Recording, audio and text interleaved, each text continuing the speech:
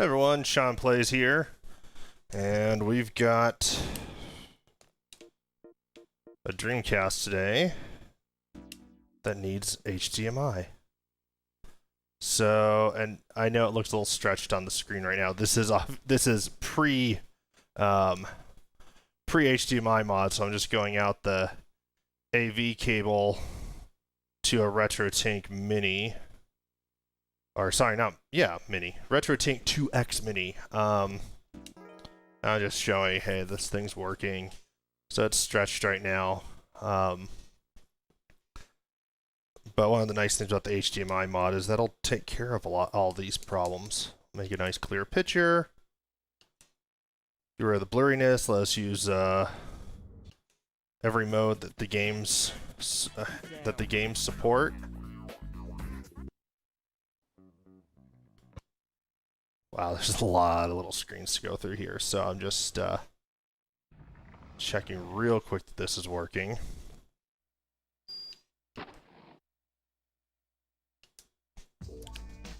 This is actually the only game I have right now.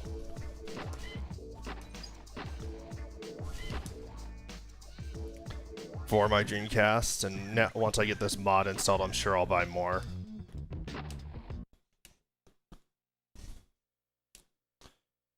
And I am using the Retro Fighters Dreamcast controller, whatever this thing is called, Striker DC. This thing is so much more comfortable than the than the original. I have an original Rumble Pack and VMU in there, but this is way more comfortable to hold than the original Dreamcast controller. Yeah, so everything's working. There's always this little hitch there. I don't know if that would be cleared up by using an ODE. But I'm not any good at this game anymore. I'm really bad at this game now. See if I can get some speed up. No, not like that. Well...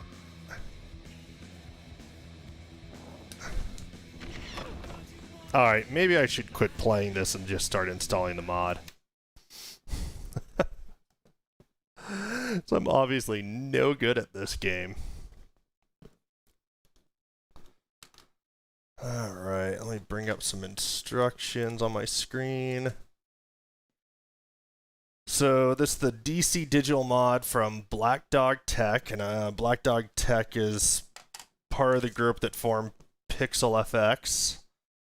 Did that N64 digital mod that everyone saw a few days ago before I got sick, but I'm still a little tired, but I'm a lot better than I was yesterday and the night before. So yeah, this is 2 days later than I wanted because I was feeling really awful. Let's pull the plug on this, pull the plug on that, get the game disc out. One day maybe I will get the Terra Onion mode, but today is not that day. And let's finish getting these directions up.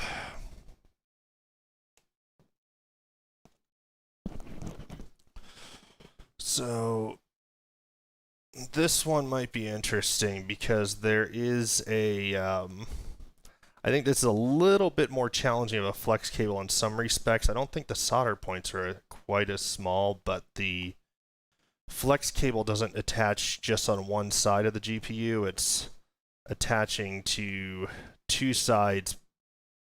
It's actually attaching to multiple things. You'll see when I bring it up. I just want to bring up I should have already opened up the instructions, but I didn't. Okay, I've got instructions on my screen now.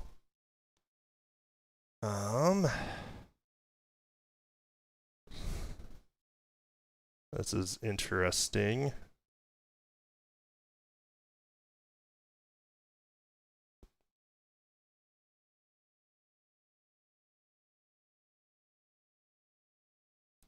All right.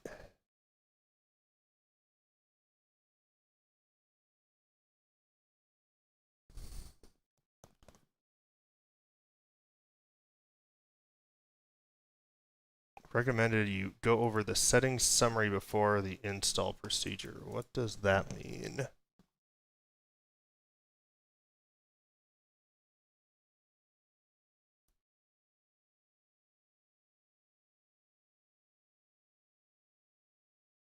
Okay, well that tells me how to open up the on-screen display. That'll be important later.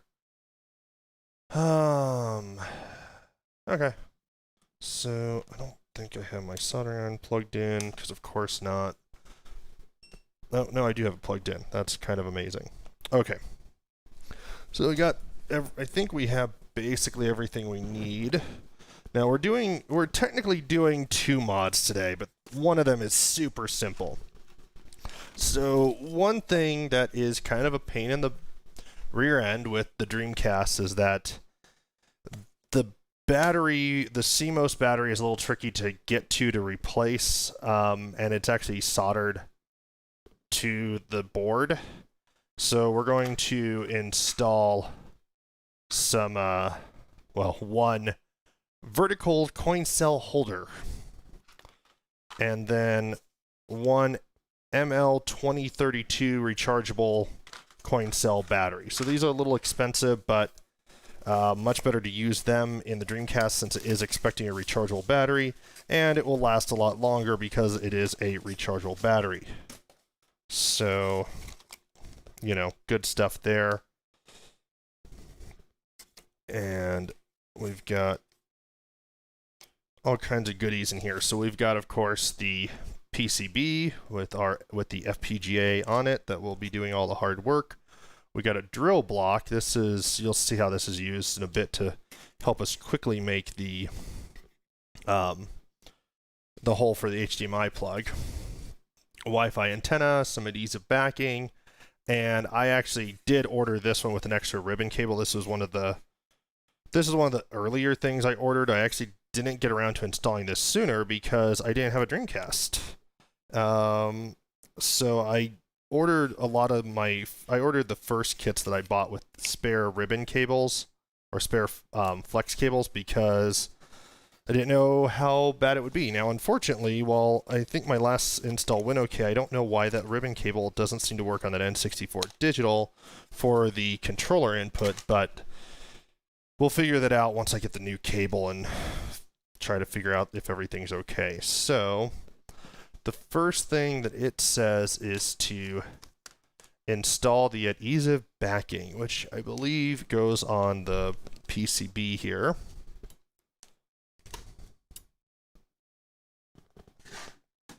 And I really want to get this done tonight so I can clean up my desk before the weekend.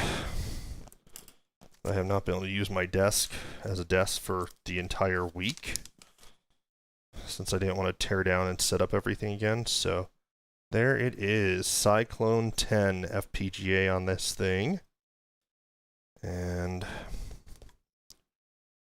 our adhesive backing looks like it fits pretty nicely, so we're going to peel it off and stick it right on there.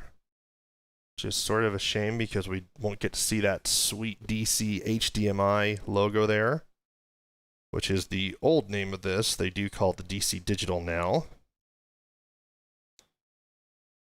And sometimes you can get them on Black Dog Tech's on the Black Dog Tech website, but like everything else, this has been, of course, impacted by the chip shortage, I believe. I think that is what the issue in a nutshell is with a lot of these mods, sadly, is that this shortage just keeps coming. One day we'll all be able to buy GPUs and FPGAs. There'll be an abundance. It'll be amazing.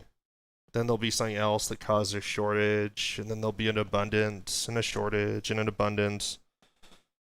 Because that just seems to be how it works with these things. But this is definitely the worst shortage I've ever heard of. Alright, so we have adhesive backing applied. And then it talks about mounting the HDMI board. So had to disassemble the had to disassemble the Dreamcast now, and it says keep track of the thermal pads. So for the Dreamcast in America actually came with a modem. And there was a broadband adapter that came out. I don't think it was terribly long after the system, but they came with a modem.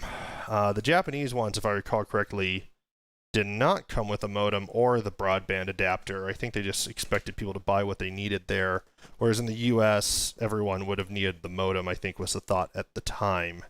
It was kind of early for cable internet and DSL in the US when this came out. Now this system does not use the game bit, thankfully. So hopefully this won't take too long to open right on up.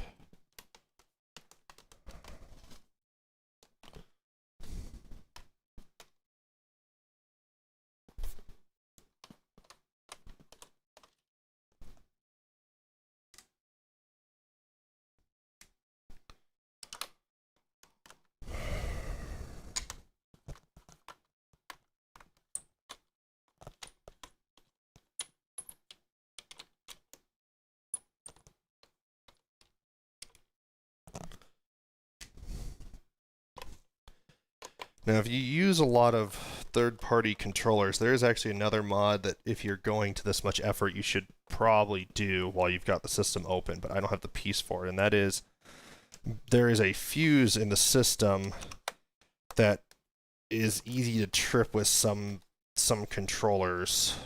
I've not had a problem with the Retro Fighters controller, and I doubt that I will. I don't know that for certain, but my impression is I probably won't have a problem. And certainly not with, I haven't heard of a problem with first-party controllers, but it can trip this fuse in the system. And if you trip that fuse, you have to actually replace it. So the mod is to replace the fuse with a little breaker. And it's a little tiny thing, but that can just improve your quality of life. All right, so we've got our power supply. Just disconnect that. That's interesting. I didn't realize there were so many, like a whole little thing of connectors there for reasons I don't know on the power supply board, but that's okay. So we're not really concerned with that. This is where we get into the fun stuff, though, is what are we concerned with? What are we taking apart? So I'm going to remove the PSU.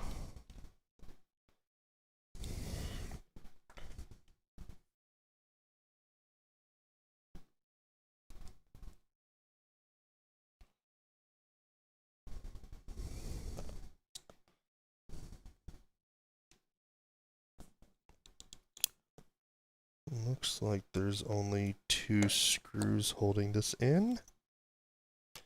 And a little release there.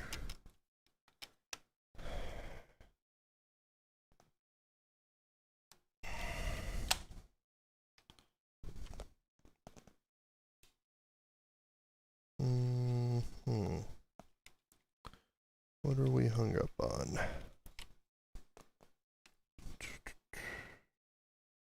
Oh, that's actually plugged in. Okay, that explains why that's there. It's a plug from the bottom.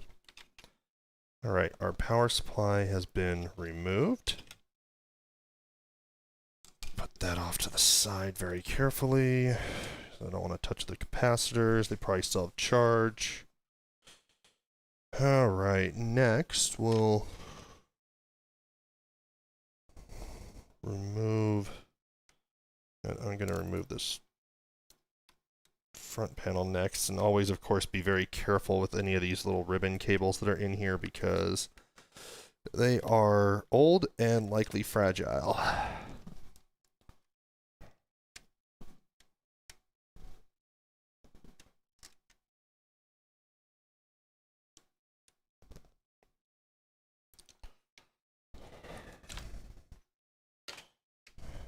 as usual. Off to the side, I have my iFixit project mat, which I just write things on to say where they came from. Then I can usually get things back together without too much trouble.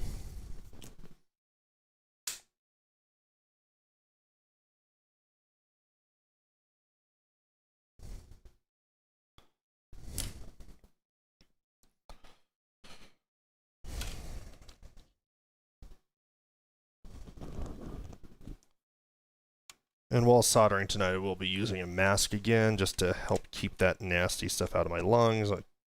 Sometimes I get kind of macho. I'm like, I don't need to do that.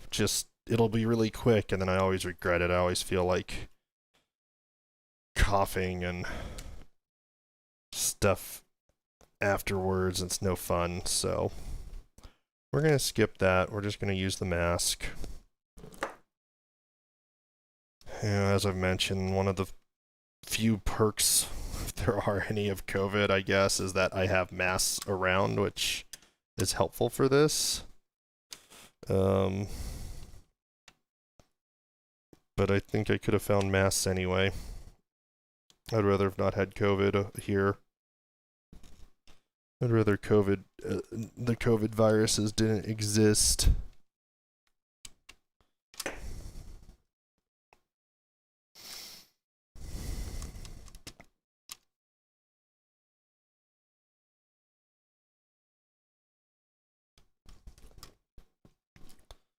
This is fun. I cannot get those two screws just kind of let go.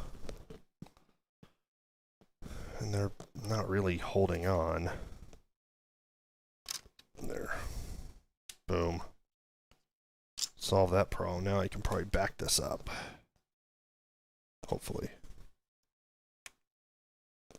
Or not. There we go. Alright, we've removed the controller parts more or less.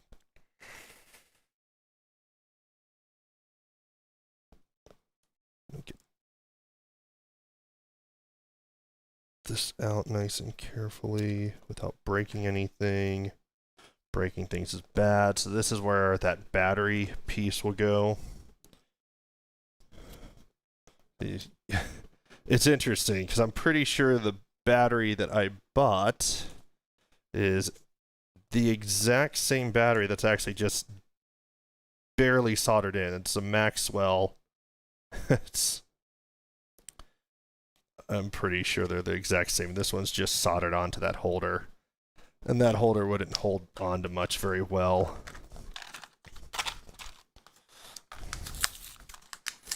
If it wasn't soldered on, that is, that battery would just probably have slid away long ago. But I think this is, yeah. This is the nice thing. It might be a little hard to see, but sorry, focus is not the best, but this is a direct replacement, this little battery holder. So, you know what, before we go into HDMI mod, let's go ahead and desolder this thing and solder in a new one. And the nice thing is, since this is all trash,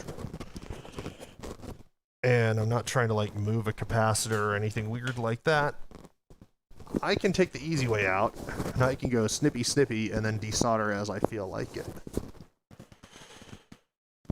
It's going to make this much easier. So, snippy. Snippy.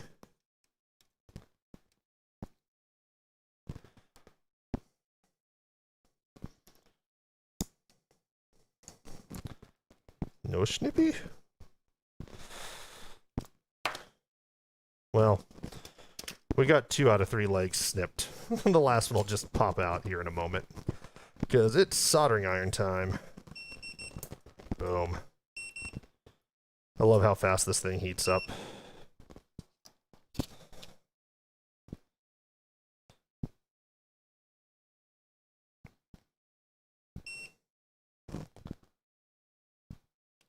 Boom. There it goes.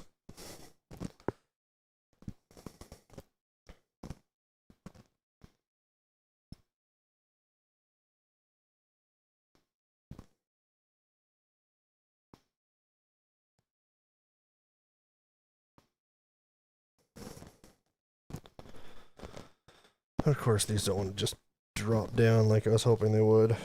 That's okay. They're still going to come out.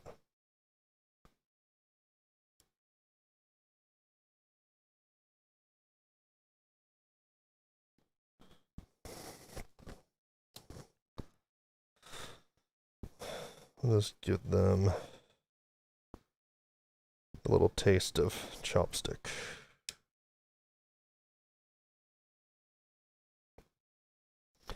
And the reason I don't just grab this with tweezers or something, because I just really don't like having a bunch of solder on my tweezers.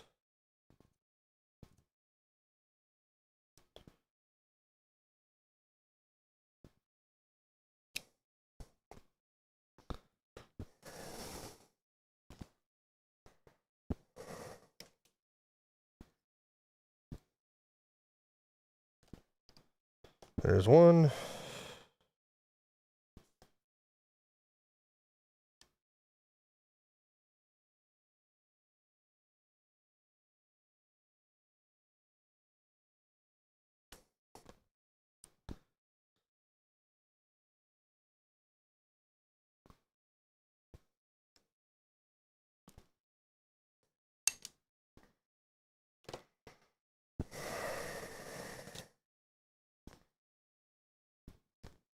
This one will be out in a moment.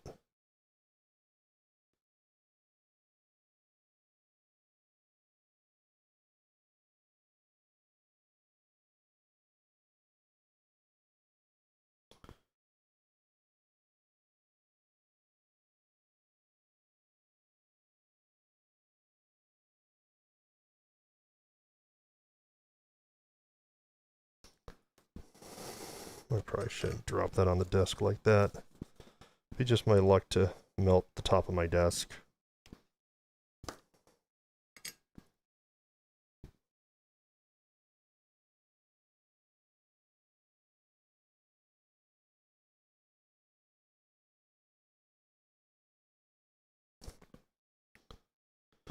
Well, I have a hole. Let's, we're still going to want to desolder this a little bit, so we'll just grab the desoldering wick and go to town.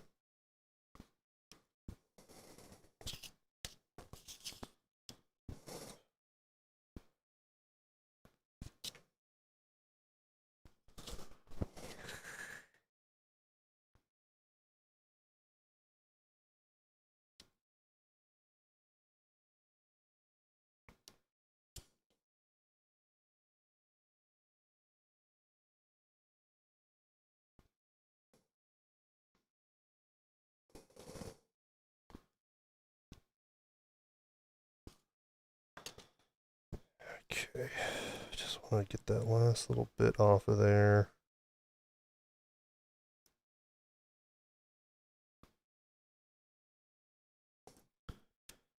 It just does not want to pop out. Come on.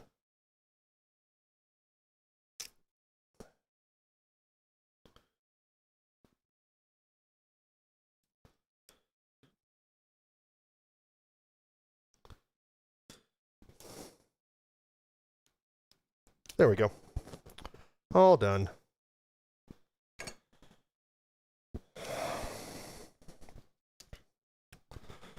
So, as mentioned, this is a pretty darn easy mod for this part. So, we've already opened up the Dreamcast. We've already pulled out the controller board where the battery sits. We've already gotten the battery off. So we have our new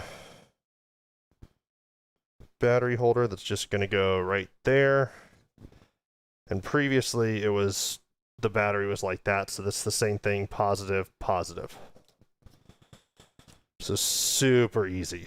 This is absolutely probably the easiest mod you will see me do, unless I do like a little LED or something.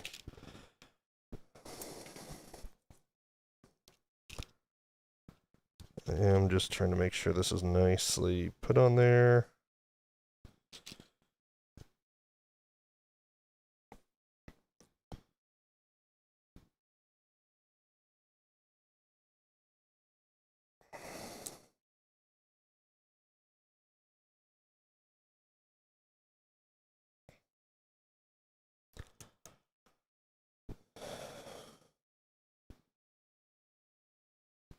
solder joint 1, solder joint 2, and solder joint 3. That's it.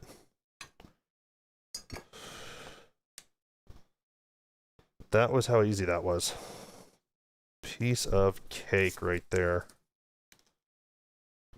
So, again, sorry the focus sucks, but we've now got a battery holder there, and that is not going anywhere.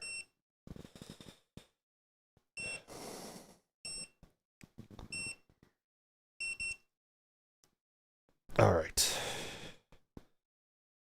So, I'm actually going to put the soldering on. I'm going to knock my microphone off because that's what the people want.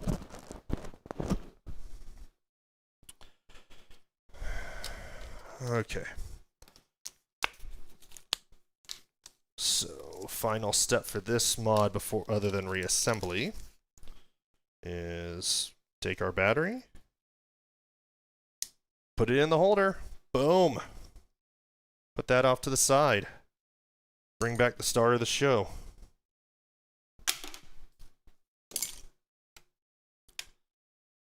Back to the rest of our Dreamcast here. That does not come up right now. That's totally okay. Our disk drive comes up though, sort of. Yeah, that's awesome. Maybe that's not what I want to do there. I think I will leave that plugged in and start removing pieces.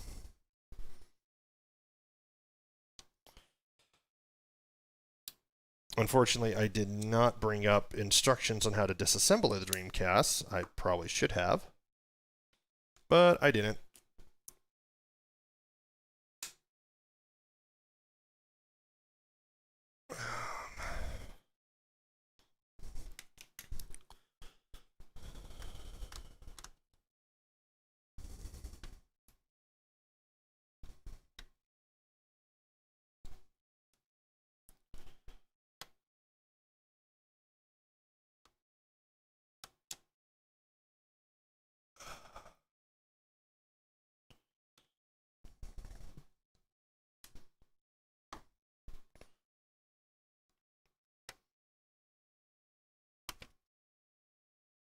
Oh, that's nice. Okay, so there's no reason to unplug the optical drive because it's just on this cool little platform. So that just goes off to the side for now because we want that for later. This is I don't have an ODE for this yet. I will one day.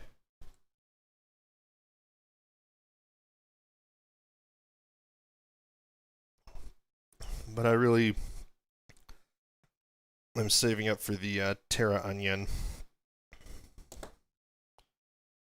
I think I think I'd rather have the Terra Onion and throw in a nice fat hard drive, and rather than the GDMU, which is a little less user friendly. All right, I was gonna make some more notes here.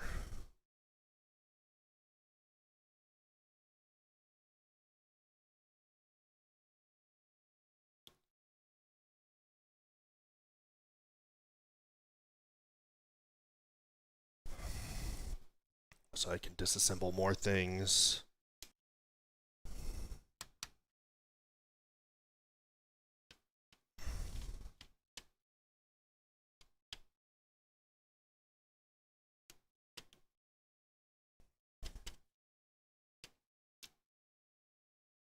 These screws are not very magnetic, which is making it tricky to get them out. Those are fine though.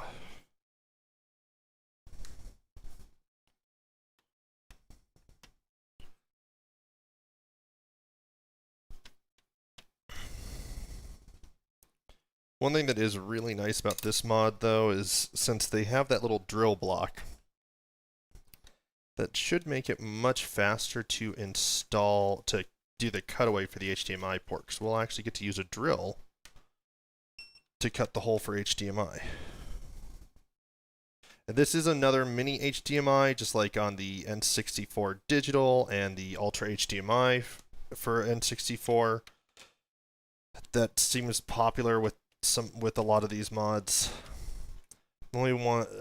I'm not sure how many different HDMI mods there are, but so there is one for the Wii, and there's a hard mod for the GameCube. Those both use mini HDMI. The Wii one I haven't seen produced for a long time, unfortunately, and that was also one from Black Dog Tech, and I hope that it will be manufactured again, but I think they might be working on some enhanced stuff for GameCube and Wii, so maybe that's why it hasn't been done. That would be even better. Let's see if I can get the shield out. There we go.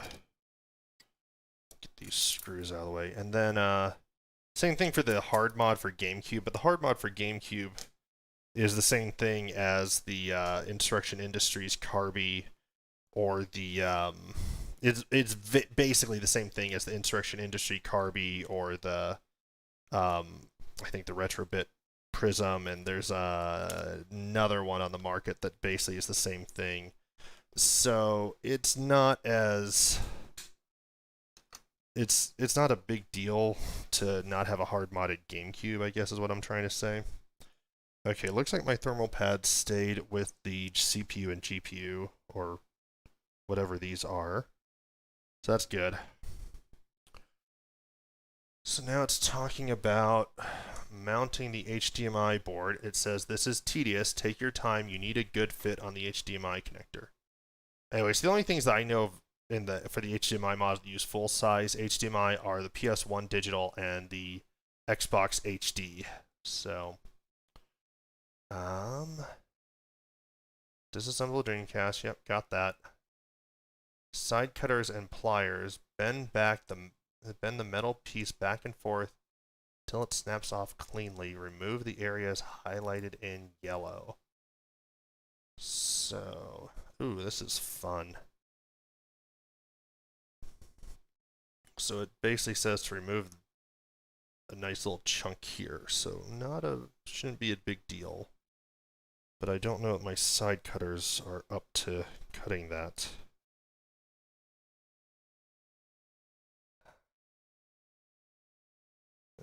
Maybe.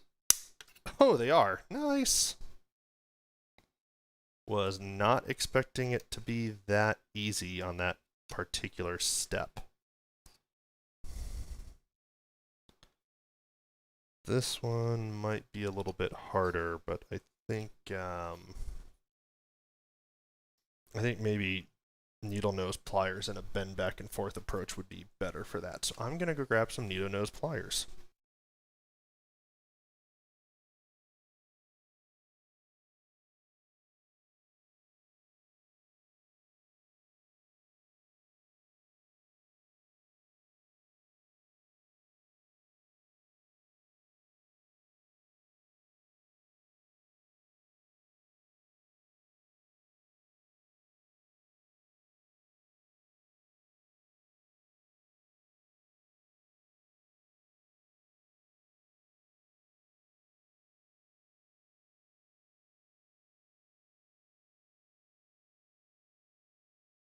Alright, I found the needle nose pliers. This is the downside to not having a workbench that's separate from my desk.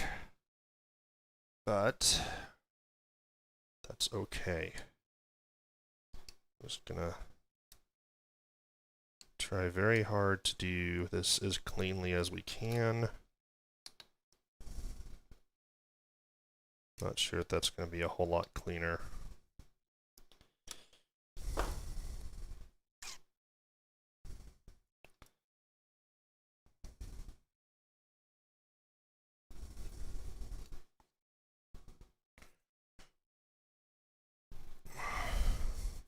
Come on.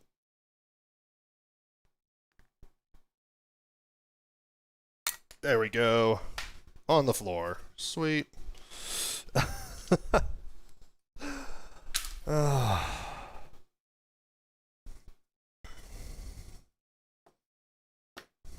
just gonna make sure that's not, that's gonna be a nice sharp edge in there. There's nothing that's gonna fix that.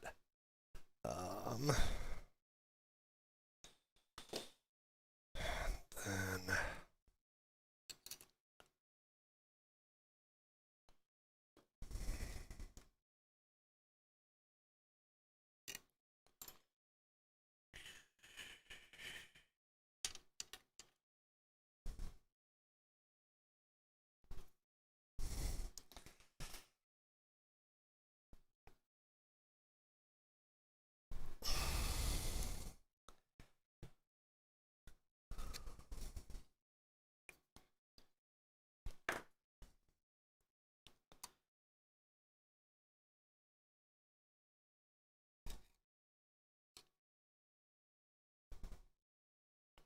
okay, that piece is gone.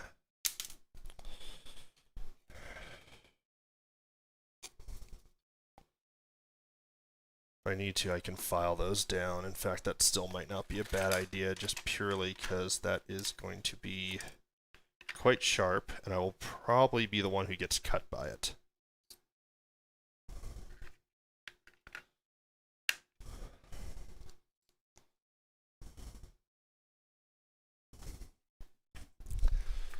Don't worry, I've got the mystical trash can in my lap. Oh, that's horrible sounding. I'm going to mute my...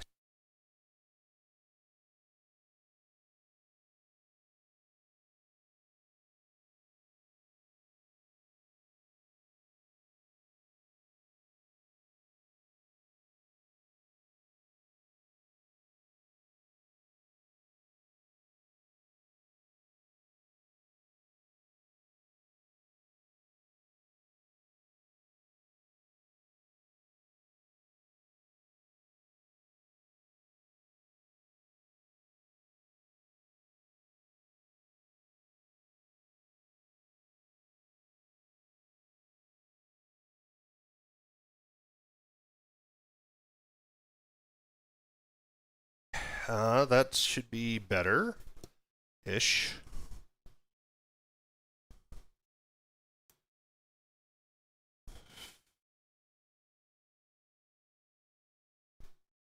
I think mine looks at least as good as the picture on the instructions.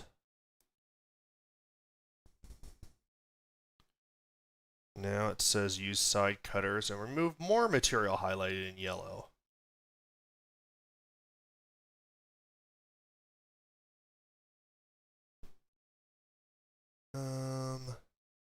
Oh, that's from the bottom. Okay, so let's remove the motherboard, if I can do so. There we go. One motherboard removed. Now we remove the tray gently. I gotta watch for those little pads at the bottom there. We don't want to lose those. That would be bad. Okay. So on the bottom, we're going to remove this and this. This will be excellent.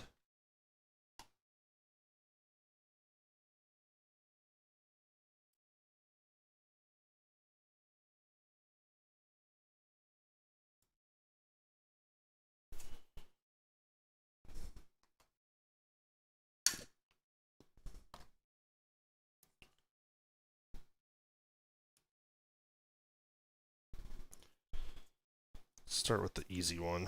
So we're going to do a little snip right here.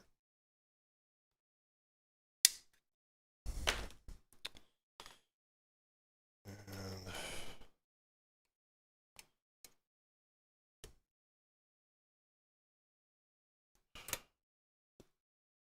easy might be an understatement or an overstatement. I'm not sure which.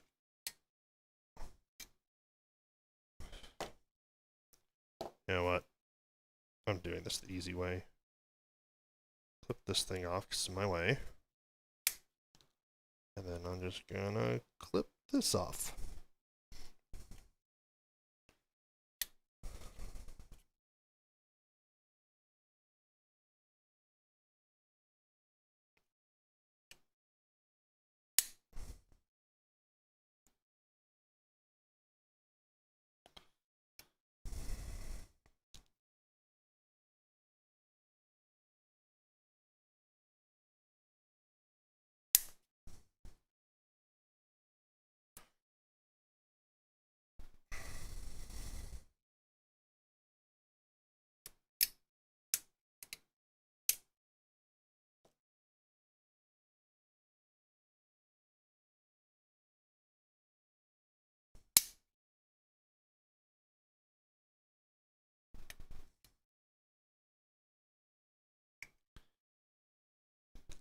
Taking our time. Sort of.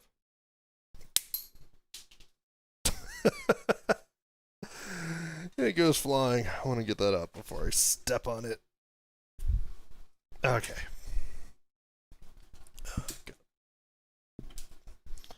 Okay, that was the first one.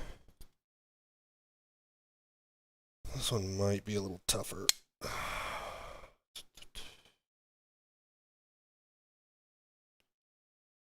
Well, I think if I just kind of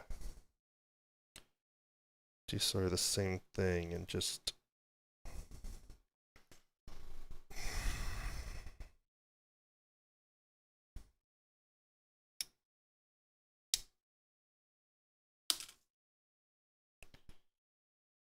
I have an idea. Let me see if the magic scissors will work for this. This might be thin enough that the magic scissors will work. So, if you don't know what the magic scissors are, you need to know, you need to get a pair. First aid shears. These things are magic. You can get them usually at Walgreens, Target, Walmart. I got these on Amazon. They're not terribly expensive. I like these because they have a cool little carabiner clip in the handle. I have a handful of pairs of these, but I love these for cutting into blister packs because they have these little gripped teeth. But then I love them for cutting a lot of things because look at this. They just cut everything. Okay, not everything. They're not a Ginsu knife, I guess, but they do a great job. And while this isn't maybe not the finest cut right here, that's okay because we can go back and fix that. We can go back and do some cleanup. But look how fast that was. I'm telling you, miracle scissors right here. Magic miracle scissors.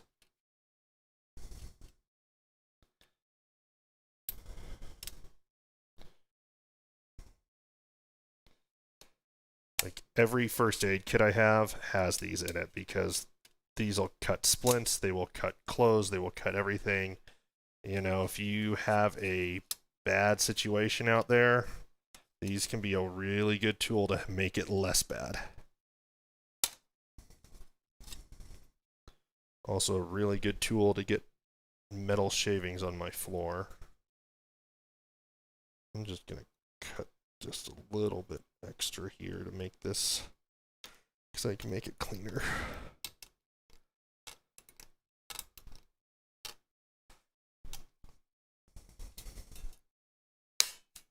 Yay!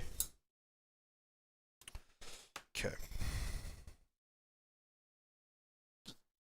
Flatten that out a bit. Stay in place, thermal pad. I don't want to lose you. You're important. You have value. You matter to me, thermal pad. Okay. Metal pieces on the floor. I know there's one more and I don't know where. There it is. I'll make sure to run the vacuum tomorrow. Anyway, so pretty good. Hopefully that wasn't too time consuming. I know a lot of these things take too long. Okay. Put that shield to the side. Now, cut off plastic screw holder. Screw boss with side cutters. What? What are we cutting off? Okay, I see which one. So we're going to cut off this. So we got our side cutters.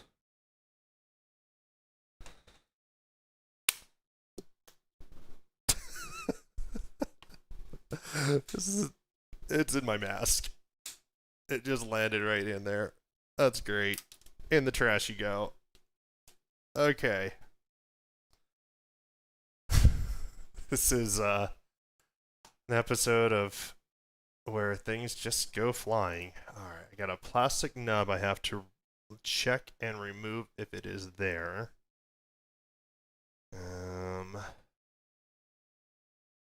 It is, I think, there. I think that's what this is I think that it's on here. I believe that is this guy right here.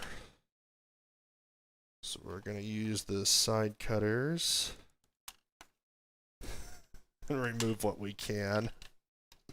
This one might not remove all that nicely. I cannot wait to run the vacuum in here tomorrow.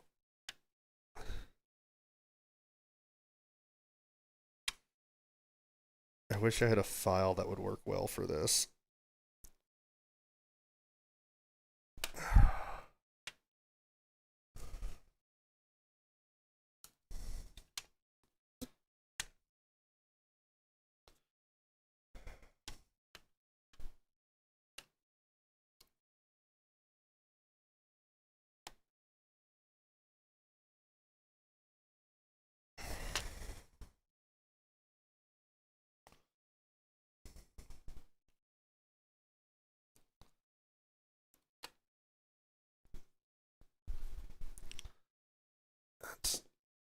I don't think that my file's going to do any good here, but I'm going to try.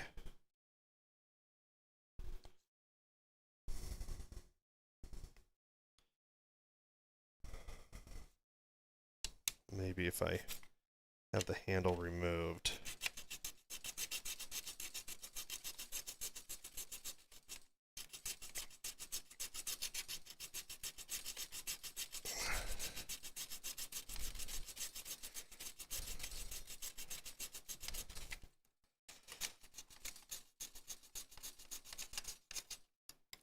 I wonder how removed it has to be. That's not bad, but I don't know if it's good enough. Do a little bit more.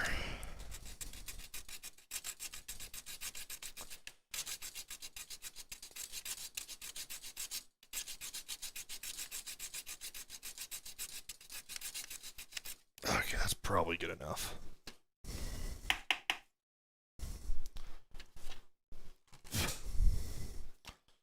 Okay.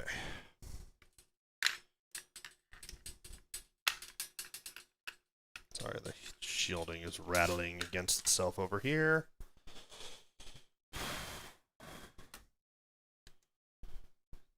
Oh, we're on to the drilling part now.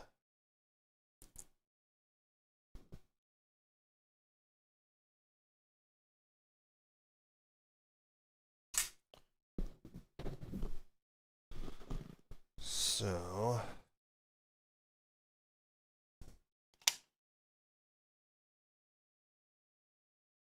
this is a revision 1. I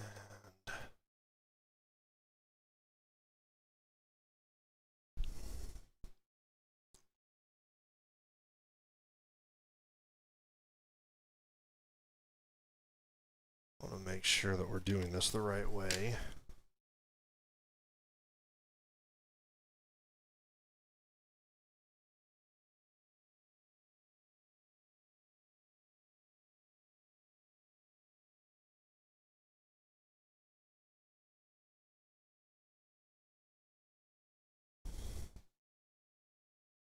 Alright.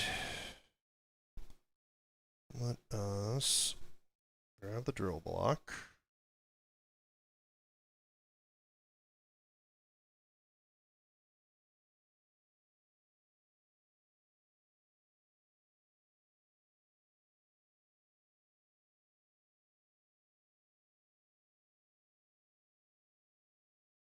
I'm just making sure I'm getting this in the right place.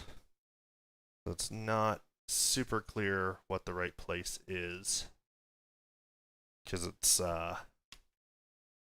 based on this vent.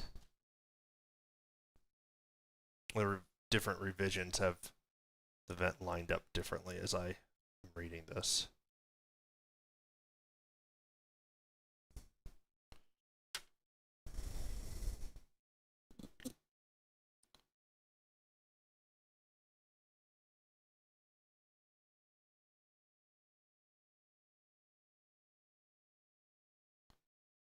So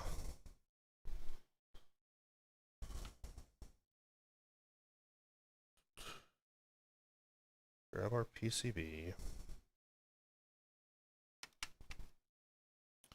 Okay, that makes more sense now, because the PCB is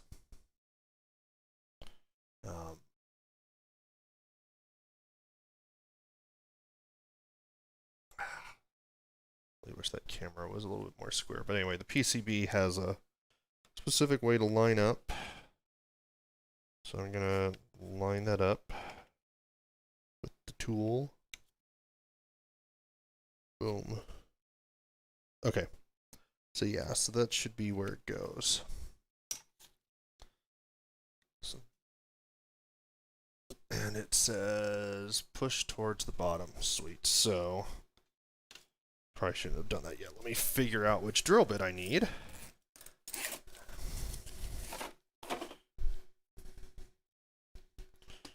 Drill has plenty of power.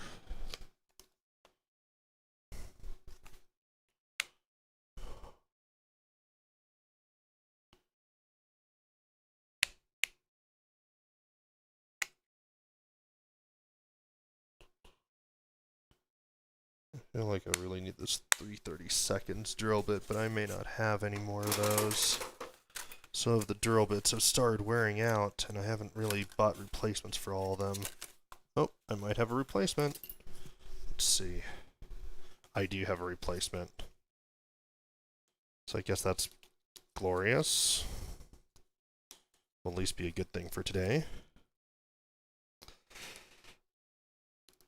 Come on out, drill bit.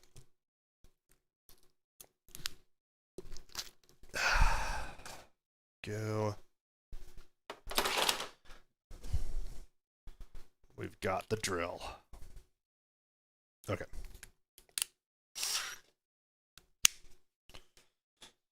So, before we drill, we're going to just double check that fitment again.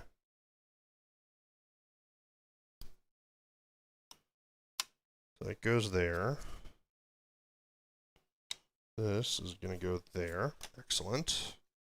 Take that out so we don't drill into it. That would be embarrassing and sad and stupid.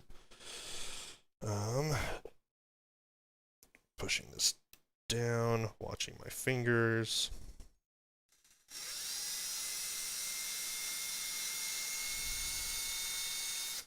One hole.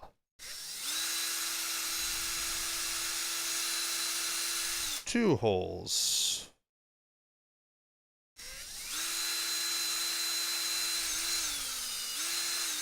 Three holes. Sorry about the noise. I probably should have muted while I was doing that. Okay. We are lined up. And now we drill two more holes.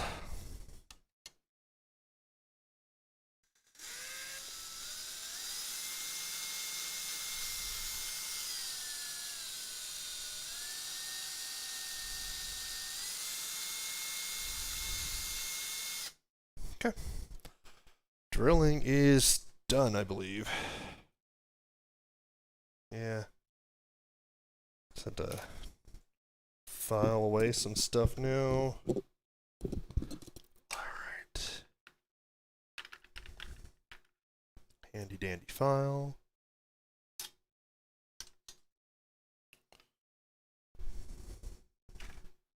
Handy dandy handle.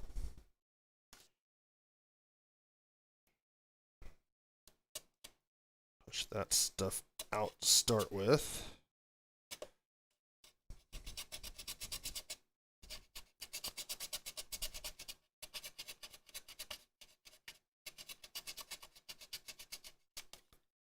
Okay, so that's definitely not enough yet, but I just want to see how much more we need to do.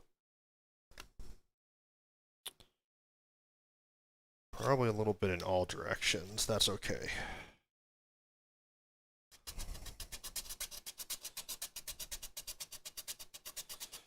I feel like this is going to be a decent bit faster, though, than the N64 ones were. Since there's just not as much to file. But whenever you're doing this, you always want to take your time and make a really nice fit.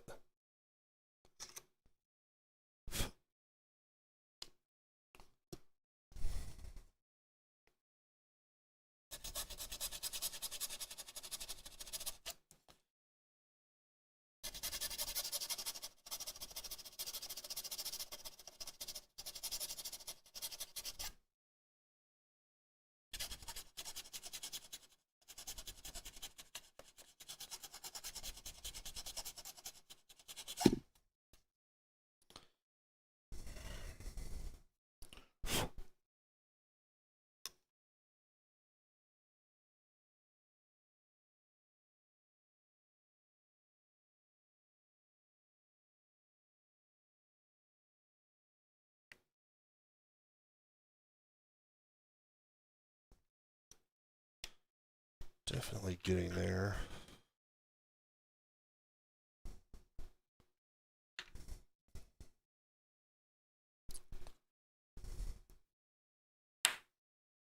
Curious about something. Is this the right? I have one file that I think is like almost the exact height of this connector. It is so close to the exact height.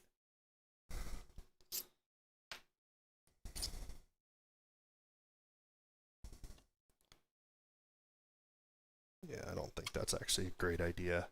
It will be when I need to widen the hole, because I will need to widen it just a little bit.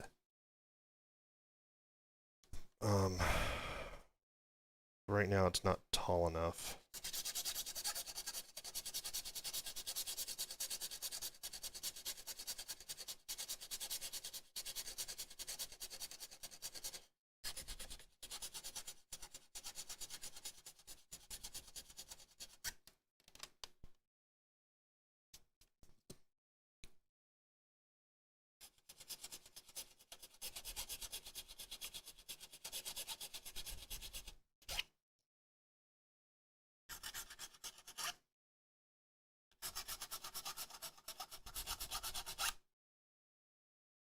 Getting there. It's very close on height now.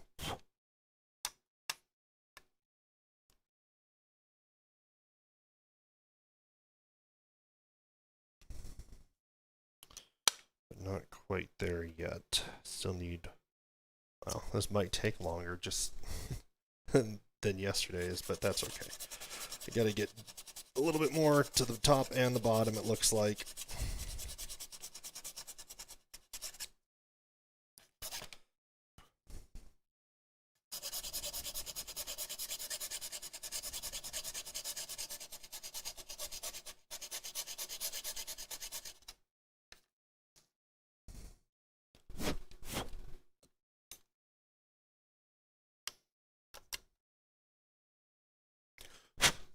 Jeez.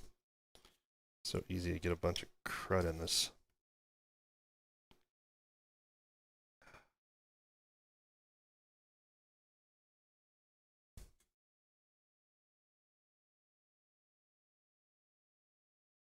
Looks like we're good on the top, but not the bottom now.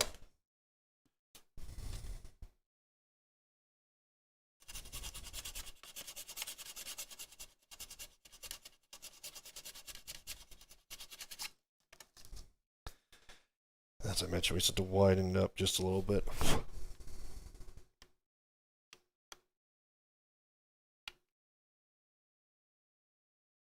Okay, we're going to widen this up.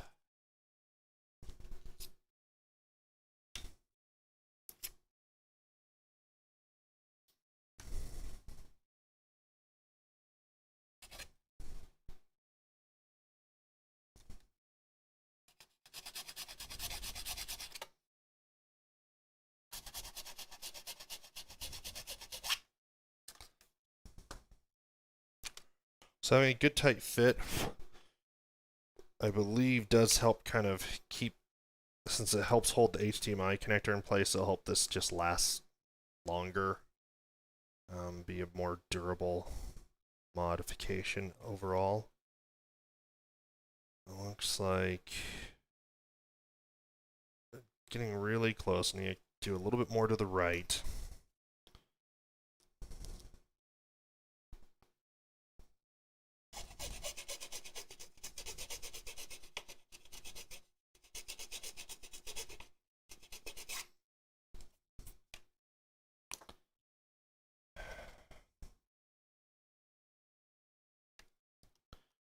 Still gonna have to do more.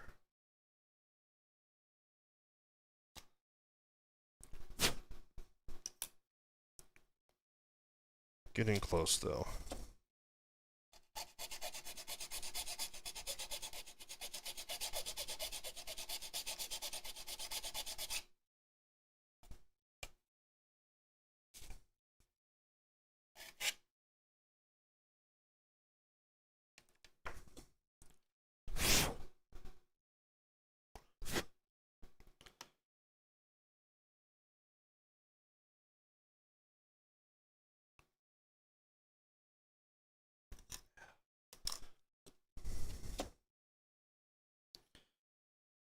So anyone have big plans for the weekend?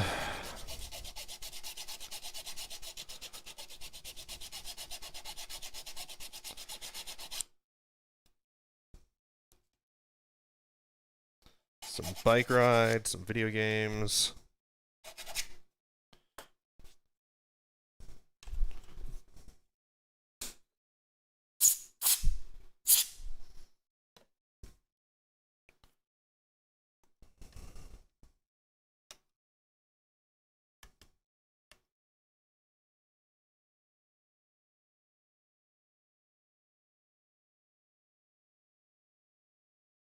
Alright, we are super close now.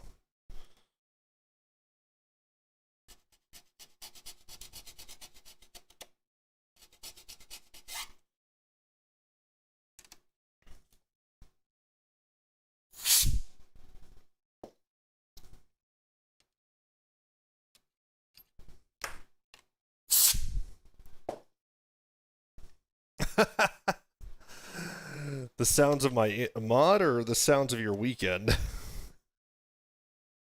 There's a lot of cleaning up here too.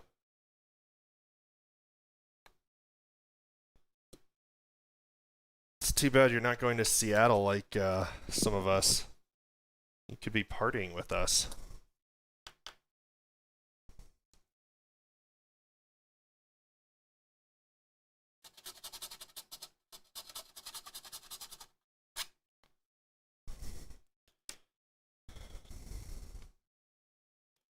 I feel like as an adult I feel like as an adult I spend an inordinate amount of time cleaning though. There we go. That's looking pretty good.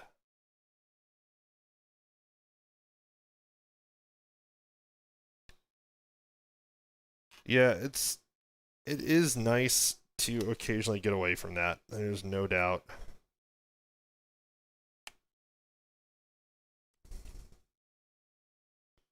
I don't entirely like this thing.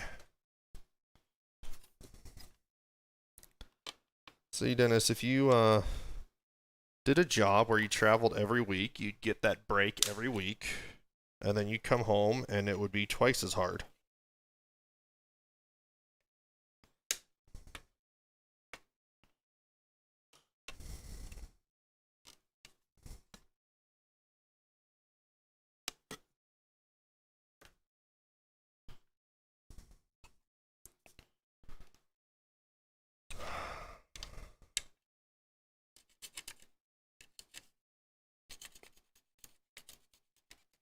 And right now I'm just making sure this fits really nice and flush in the bottom of the case.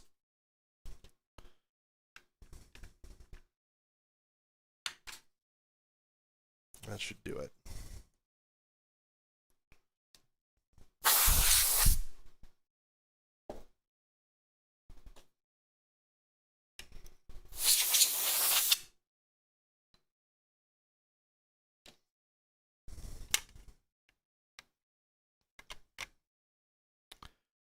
Okay, so we are in.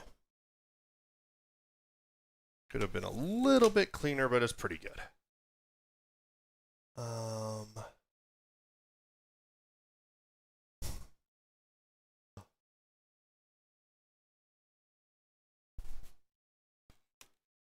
that's evil. It says drill 2 small holes using the PCB as a guide.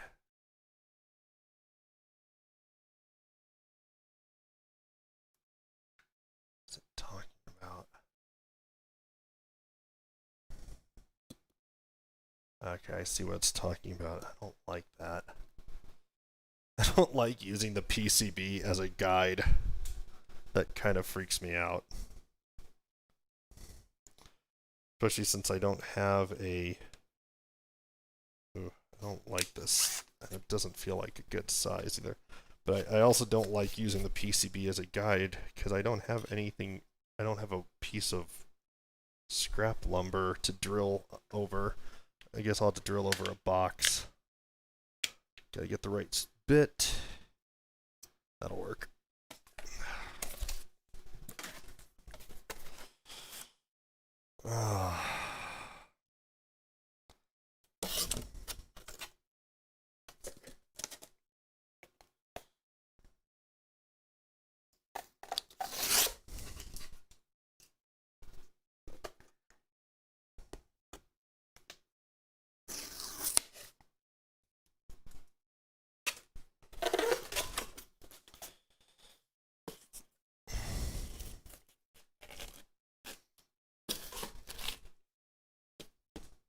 Excellent.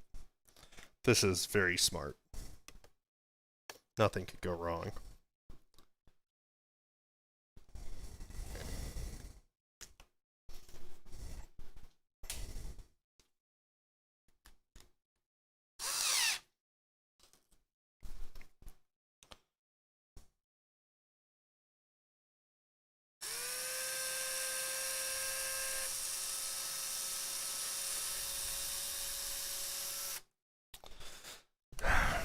Alright, that's one. I'm just waiting for that to fall while I lean over here and take care of getting a screw out.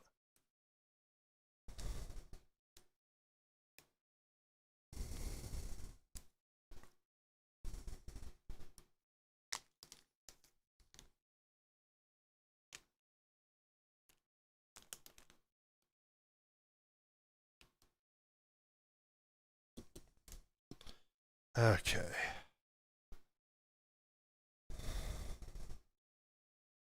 So now we're gonna right through the label. Well, that's the way it goes. The worst part is it didn't actually really go through the label, it just kind of pushed it to the side, so now the screw doesn't really want to go in there. That's okay. I still got this. That's one little nut and screw. Okay.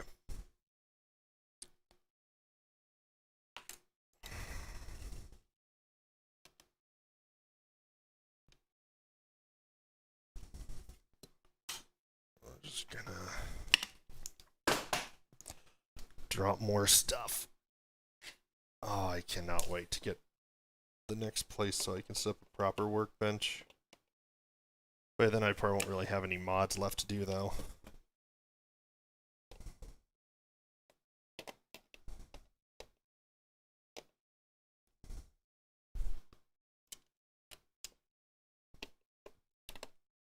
Yeah, this is awkward.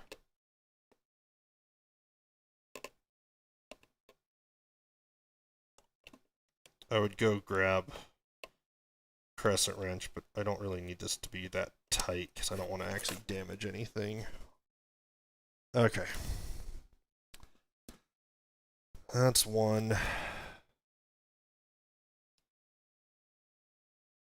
But as they say, one is the loneliest number. So we're going to give it another hole.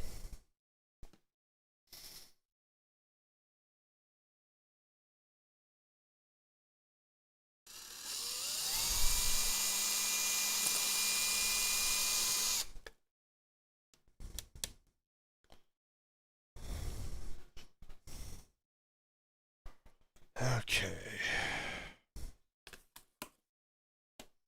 That's that. Let's get the next screw in.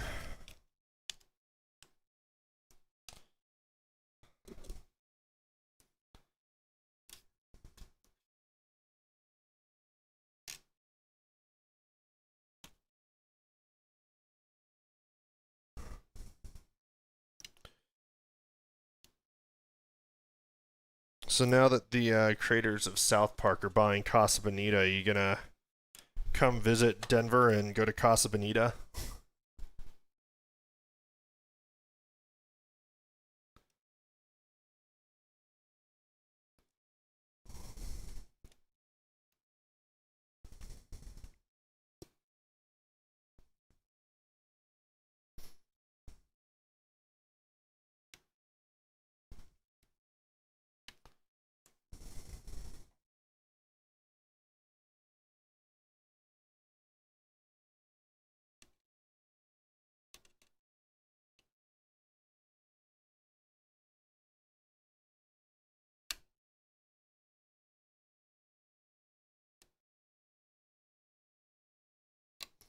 There we go. Okay. And then the other thing it wants me to do, my alcohol pad is probably dried up. Yep, that's okay. Before we get on to actual soldering of things besides the battery, we get to install an antenna. Yay. So, go ahead and clean this up.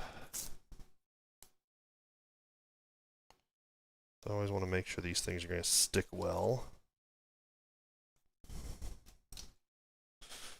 Granted, if you ever have a problem with these things sticking, you can always just use Captain Tape and be done with it.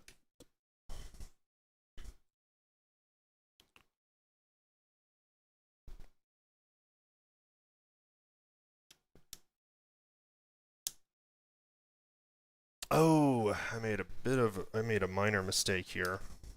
Nothing major, but I might have to do a little bit more filing because I did not have the lower shield in place when I was doing this. Shame on me.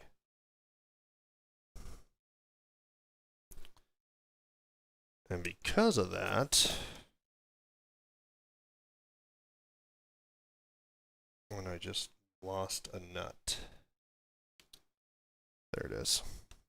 But because that shield is not in place, this might not be in quite the right place height-wise. But I think we'll make it. I think we'll survive. I think it's all going to be okay.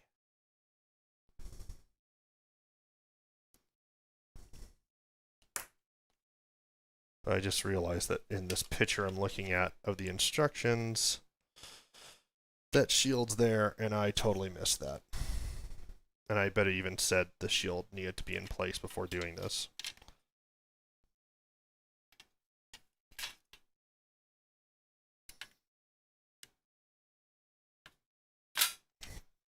That's okay, though. Not a big deal.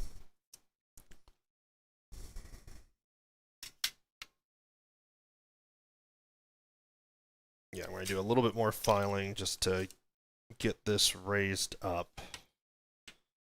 It won't be quite as nicely fitted of a hole as before, but that's okay.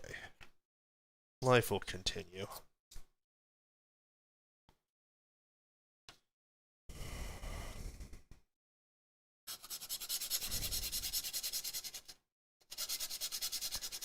It shouldn't make much of a difference. It's a pretty thin piece of metal here.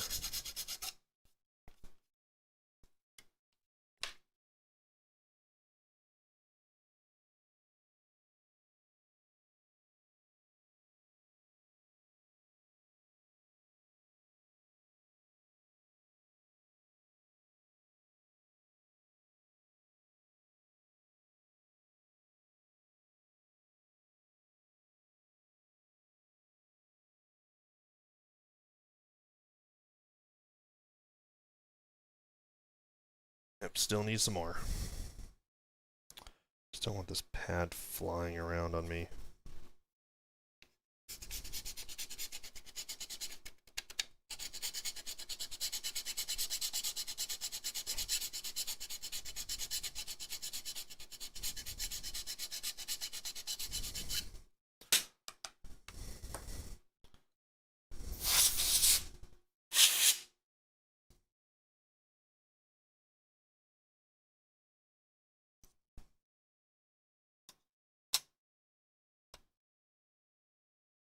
Almost there. almost back to where we need to be.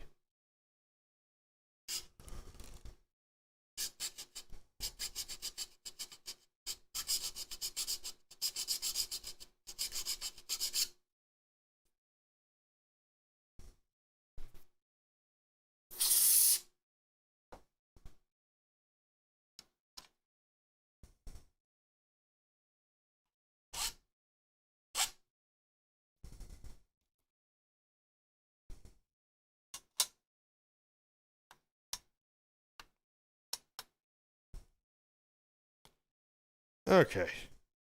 You can barely tell I screwed up. Barely. But that still doesn't feel very good. I need to file a little bit more. It'll be a little bit more obvious till I screwed up.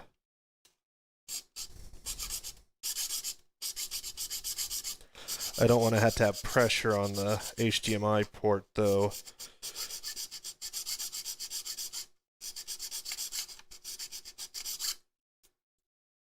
There we go.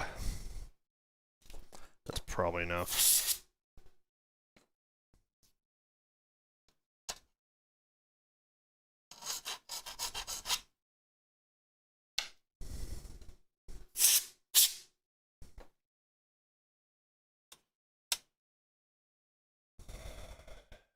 Oh, so close.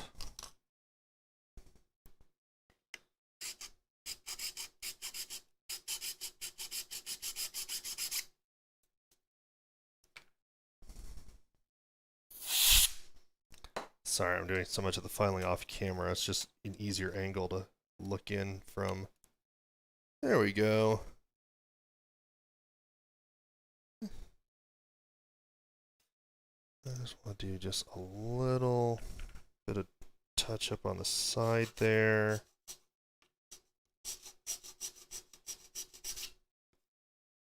It's bigger than I would have liked the hole to be since I messed up, but it's gonna be fine.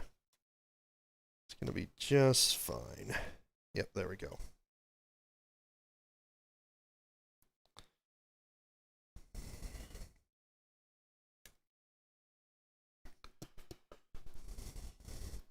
Something that's weird to me, though, is that it has this adhesive backing, it says. I think that adhesive backing wasn't to stick this to the shield. I think it was just to protect the shield from the, or protect the PCB from shorting on the shield, so that's fine. Not a big deal.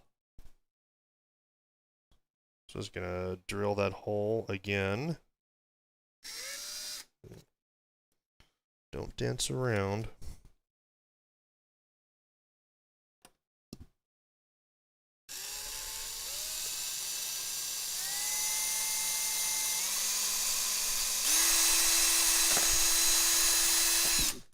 Ugh, metal. Drilling through metal always sort of sucks. Blow that out really good.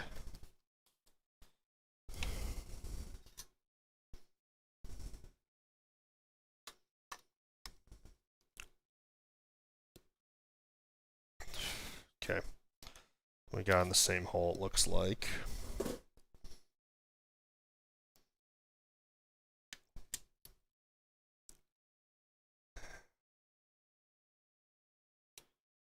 Get the nut on.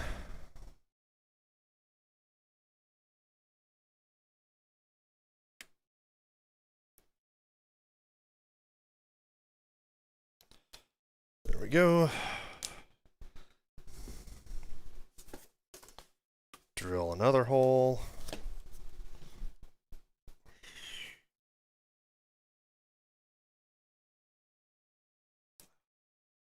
All these like metal shavings freak me out.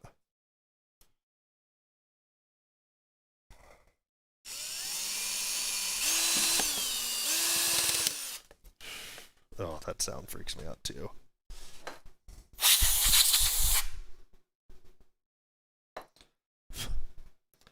I like don't want a metal shaving to like short out something after putting this together.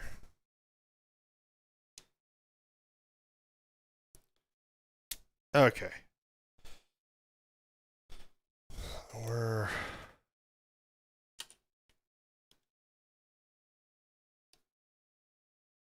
Okay, we are mounted. I'm just gonna tighten these screws up a little bit though.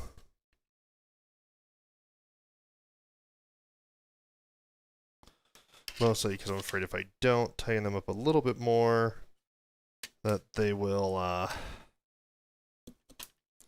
they'll come loose at some point and I'll have a nut floating around inside the Dreamcast and lose the screw of both. That would be kind of a bummer. Okay. There we go. So that is the board. And then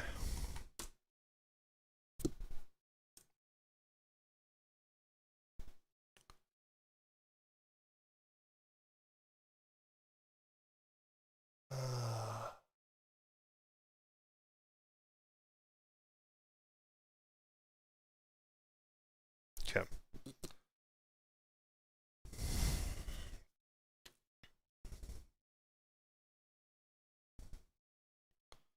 So now I already cleaned that off with some alcohol. So we're gonna install this antenna. Just click this little guy into place. These things are always annoying to click into place. It seems like it should be so easy, but it always seems to just be a little harder than you expect. And you really want this because this gives you your Wi-Fi firmware updates.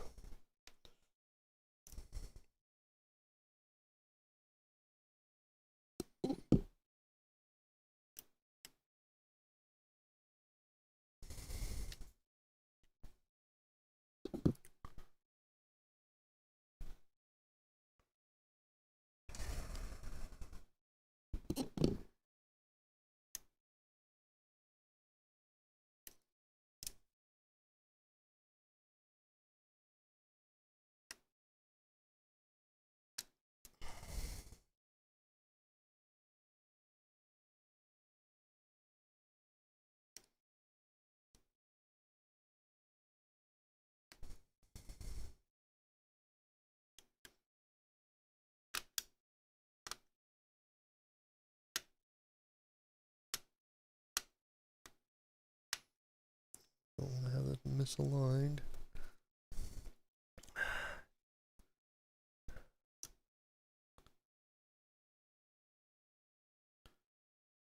These things.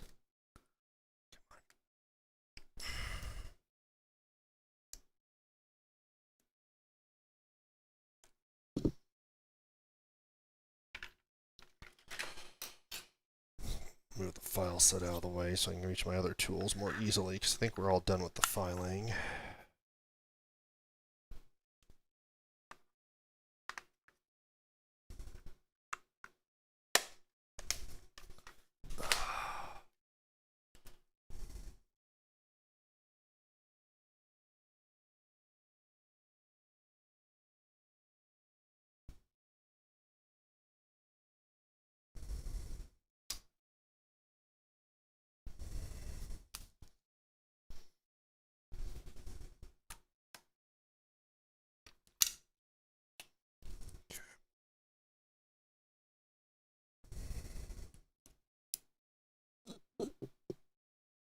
Hey, Josky. Right. Yeah. I think that's true when it comes to these stupid little antenna bits. Boom. Snap. Okay.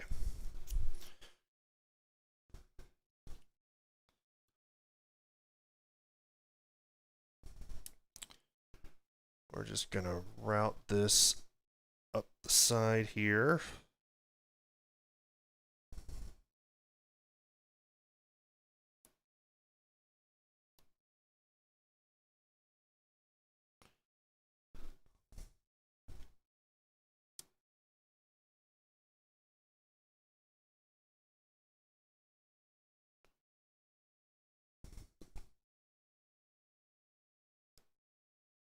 Okay. So our Wi-Fi antenna is in place. So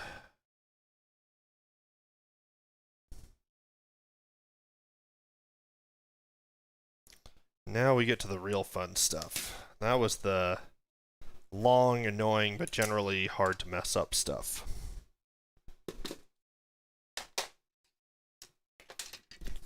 Now we go on to the wonderful world of breaking your circuit board. So now we remove resistors 610 and 609.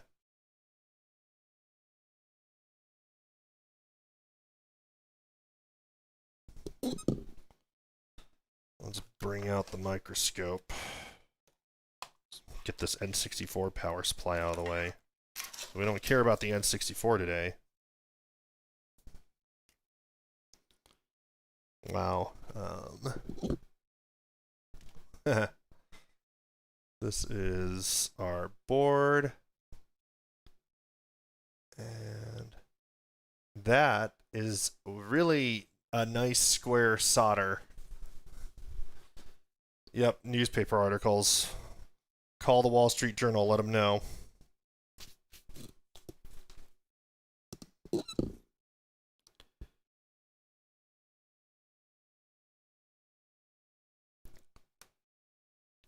So the piece that the resistors we are going to remove are right there. No, I did not. I have not touched this board. I think that is from the factory. That's just kind of sad. Mine would have been much more square because I'm weird like that. And that is a bunch of glue that I also think is from the factory.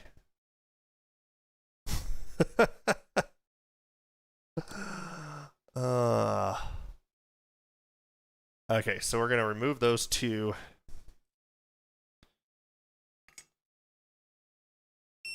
There we go. Turn that on. We're going to remove those two resistors. Got my Sonic the Hedgehog glass there, Josky.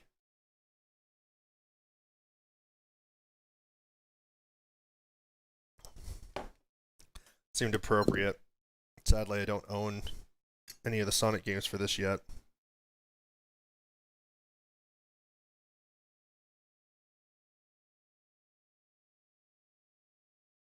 That's that. They are removed.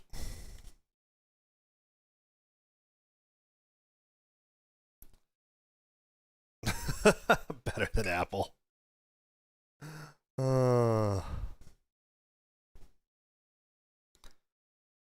Okay, before I do anything else, I'm just finding my little bag for those screws because then I can put the resistors in that bag in case for some reason I need them later.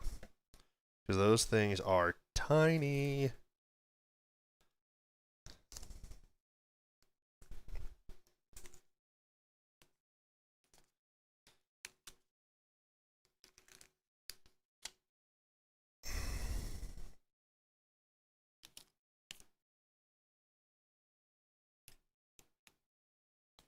Yeah, so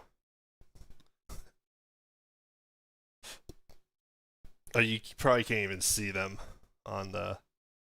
Oh, you can see it. They look like specks of dust. I'm getting to the cleanup. Jeez, you're impatient. The instructions actually say to clean it up. Imagine that.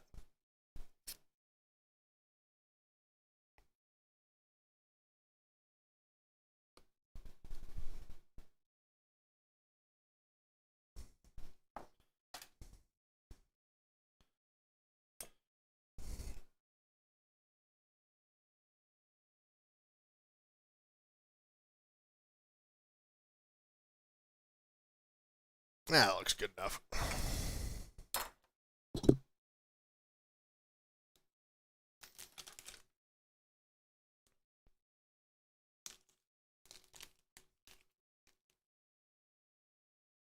I don't know what you're cringing over. That's just the burned up flux there.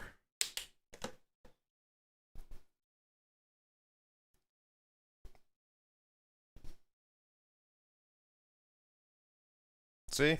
Good enough. bottom pad. They all look fine. All right, next, we've removed the resistors.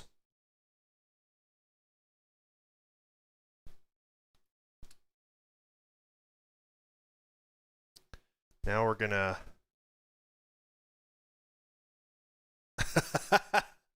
Yep, it is good enough. You did not expect anything more, did you? And if you did, why? Why would you? Okay, so this is where it gets really fun. Exactly. Oh god, this flex cable is kind of a little bit of a nightmare. So this one has to be lined up with an IC, some random stuff, and some random stuff. It's not really random, but two different ICs from one flex cable on 3 sides plus some other crap. So this one's interesting.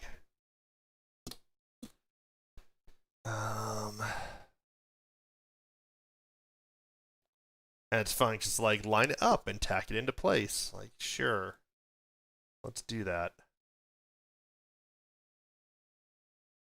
Not the picture I expected it to be.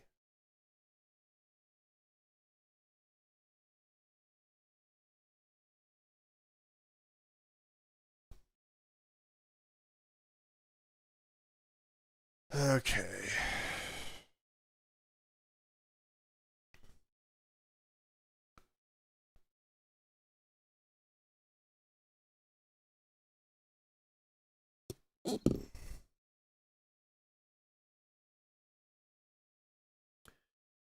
I'm just studying the board and determining exactly where this is going. I think it's going there, but that...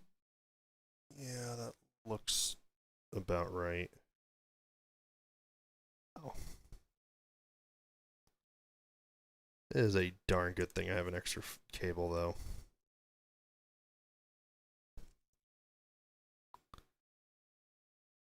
Okay, yeah, this is gonna be a blast.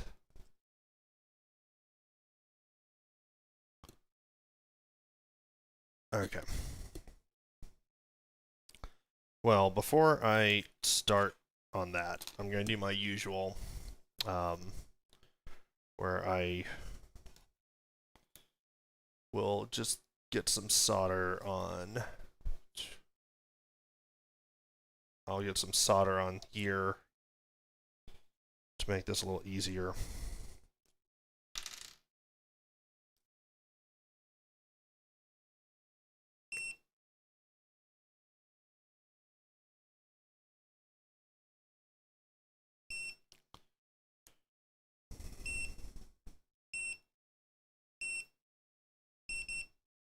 Okay.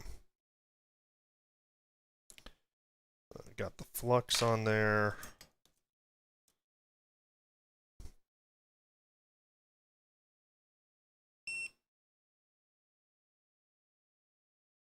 Get the solder on the iron. Now, what makes this particular one tricky compared to some of the ones from that I've previously done is that there are a bunch of resistors on this flex ribbon cable, and you really do not want to knock any of them off, and they are super easy to knock off if you touch them with the iron.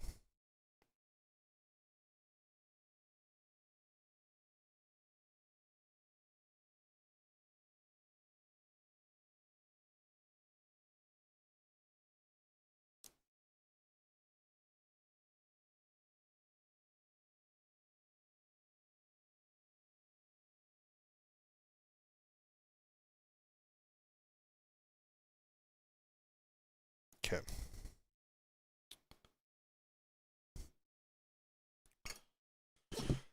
Alright, we're looking good there.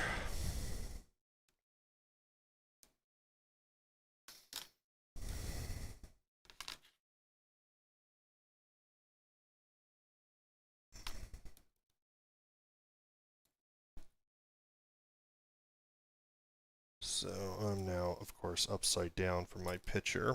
That's okay.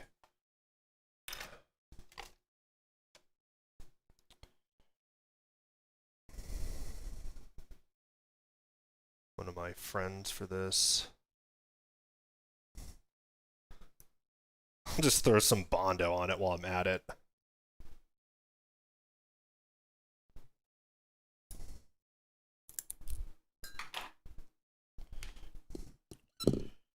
I thought it was interesting that my kid's school supply list this year required duct tape.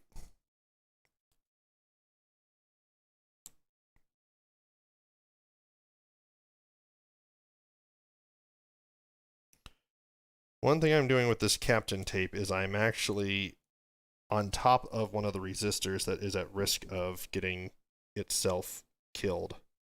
Ah, this piece is too big. It's too wide. I might freehand it. So that goes well, usually.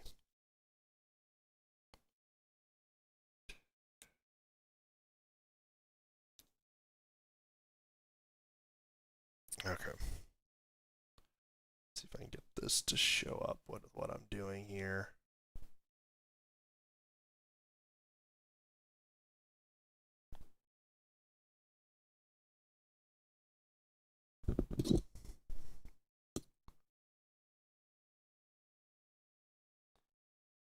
So we're good right about there. So we're going to tack this in place carefully. And we have a bridge there, but don't worry about that. We'll fix that in a moment.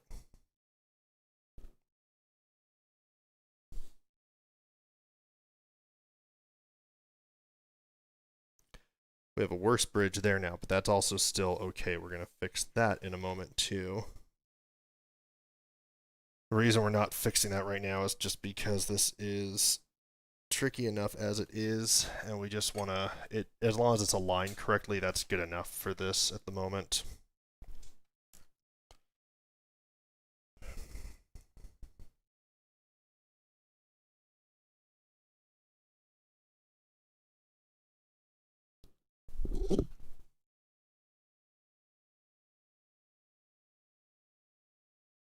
See, that's not aligned quite right there.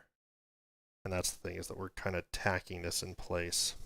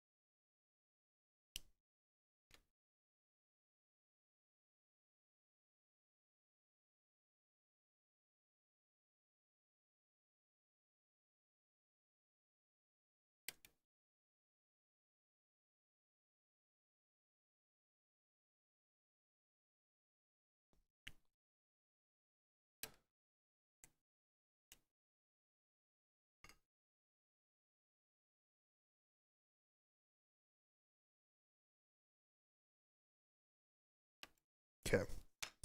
So we are tacked in place. So we don't want to... Okay, so the alignment looks good. I might have a bridge on a couple of those pins on this one. But we're not done yet, so that's fine. Because the whole, as I mentioned, we're just checking for alignment at this point.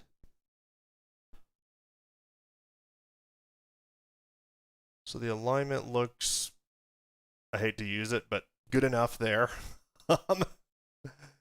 And I think we're good enough there. We're going to clean that up and then see if the alignment is actually good enough. Because if it's not good enough, it will be a significant problem.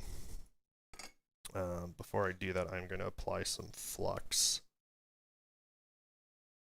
That did not completely stay in place over on this part.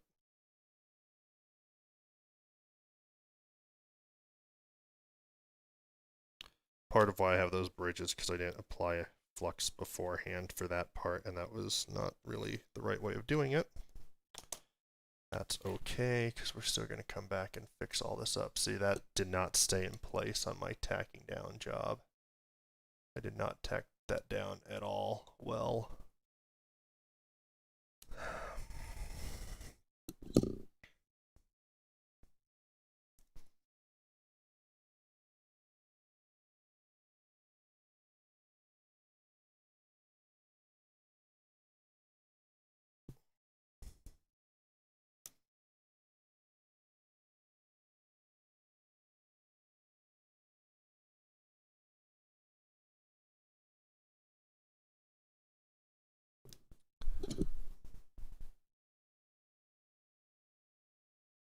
Okay, I think we're good there. So now that I think we're okay there, I'm going to actually rotate the microscope.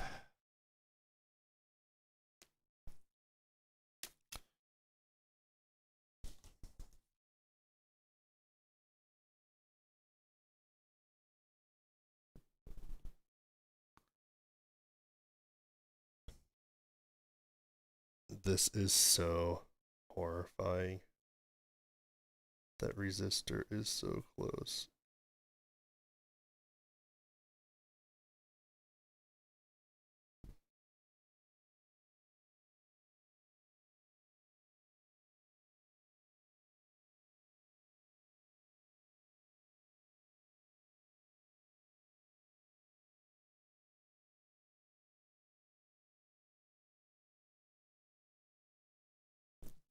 Pretty sure I have, yeah, I definitely have bridges on there. The alignment is still good. No, this is actually just the right tip for this job, believe it or not.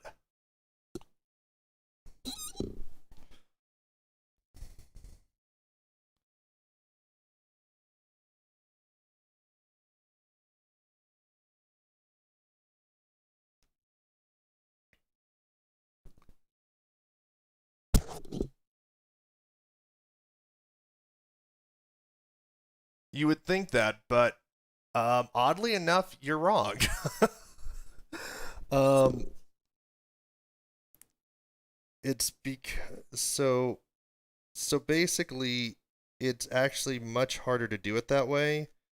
It's much easier to just apply a little bit more solder as if needed and remove solder if it's too much, and then hit it again, because you can use flux to attract the solder to the pins, and you can also use flux to remove solder, or you can also use the desoldering wick to remove solder if needed.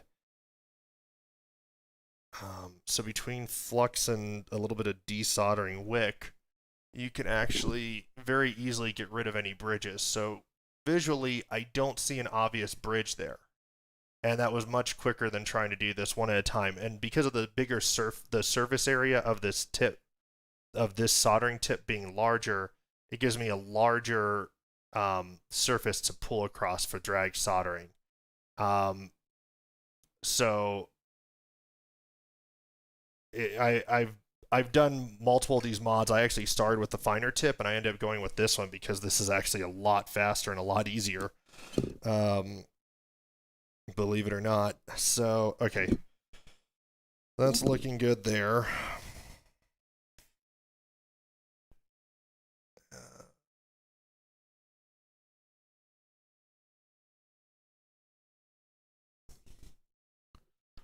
So now, I think my alignment's okay there.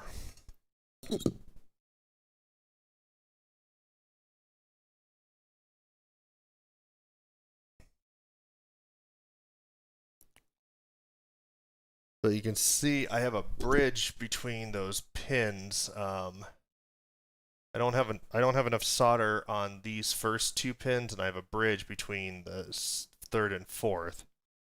So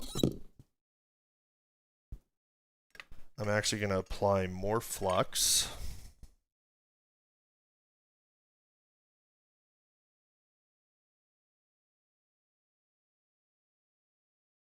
And that'll help draw the solder where I need it.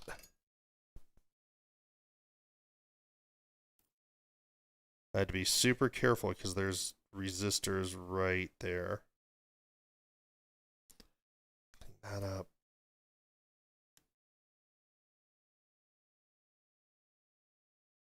I have seen some really, really terrible solder jobs for this.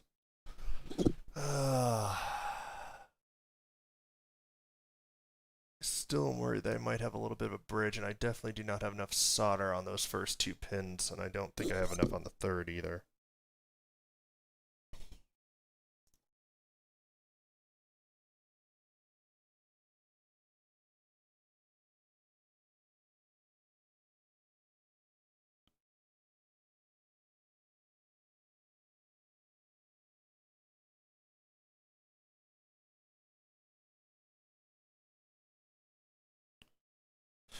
I had to be just super careful here because of those resistors.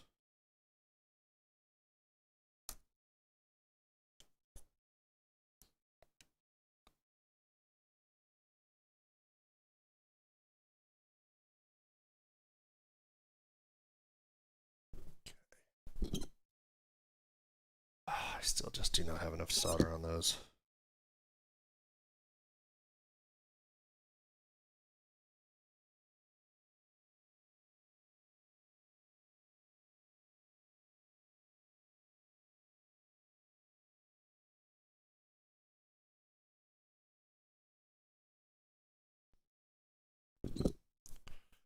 Now I've got a bridge. Sweet.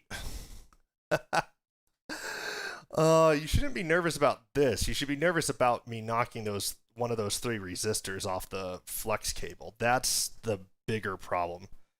Because if I do that, I had to very carefully remove this and switch to my other flex cable, and that is bad. That would just be annoying. So now I've got, this is not, over here, this is not great because it's lined up quite right, but I think it's lined up close enough, but I'm gonna try to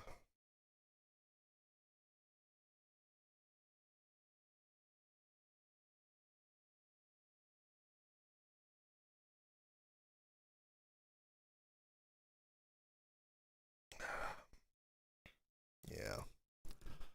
Let's see.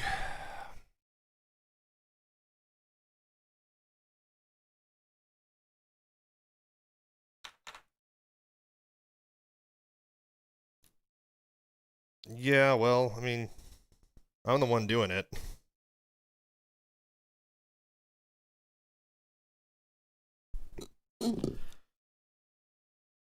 This is definitely one of the harder ones to install, I think, as I mentioned. That's because mostly because it's a single flex ribbon cable across 2 ICs.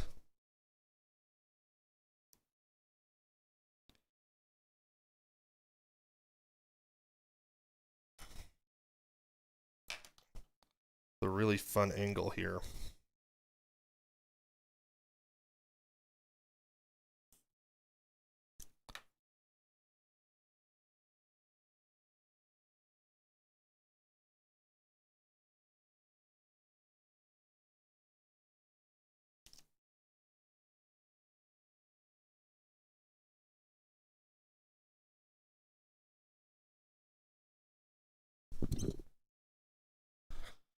If I can get rid of these bridges completely, though, and then if I can get the other one to, that other corner to go down without any bridges,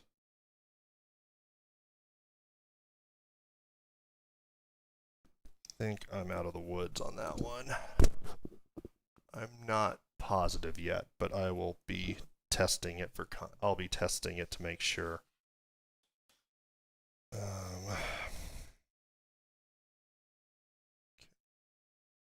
This is the one I'm more worried about because it's not lined up as well as I'd like it to be.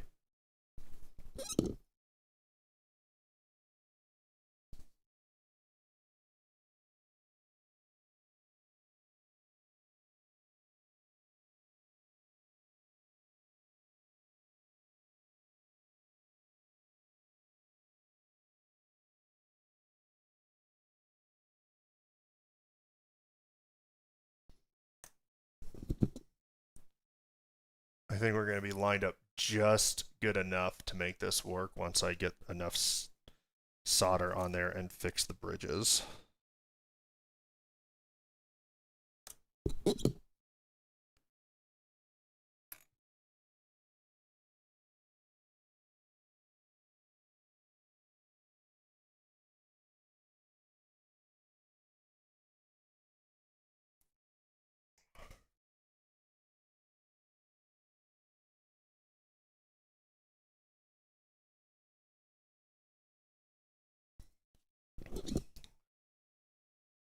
What I'm worried about is that very last one for the flex cable might be a little too close. And I'm not sure if I can get that to clean up, but I hope I can. I might still be able to safely remove the flex cable. Yeah, it is. It was a perfectly good used Dreamcast that I've just ruined. Just kidding. I haven't ruined it yet, although if I powered it on right now, it would be pretty ruined.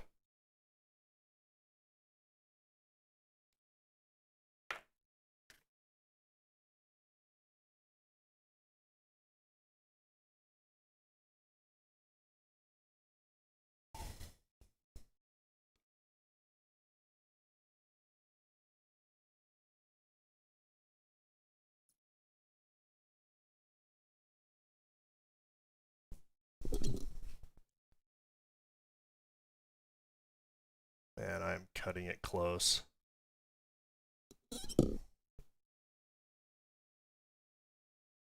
Yeah, I don't think I would claim this is my finest hour of modding, but it's not terrible. This is just honestly a challenging mod for anyone to do.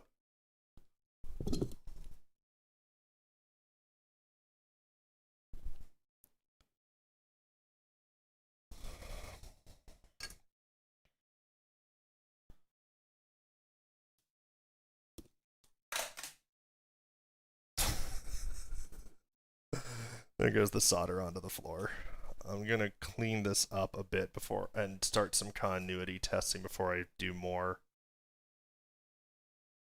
Well, Dennis, it is if I don't have bridges on this piece here. This is the one that has me worried because I have that pin so close because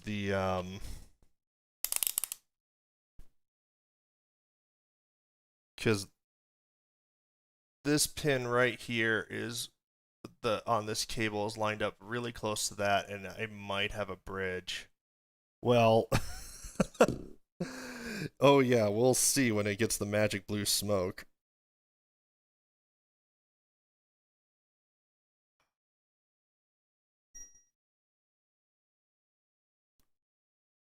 This is me beeping it out. Because I should not have any. So when I'm touching the pin like this. Why is this not beeping?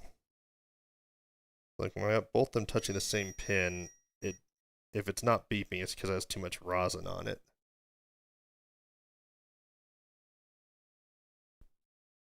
So like this should beep. I have so much rosin on there still, I think. That just makes it really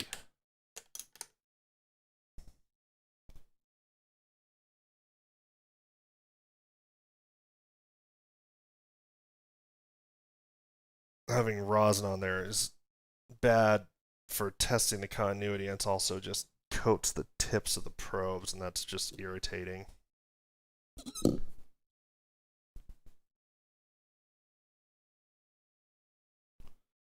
Okay. So I had to test continuity across. I had to test to make sure I don't have any shorts across the entire side of the IC because of the drag soldering.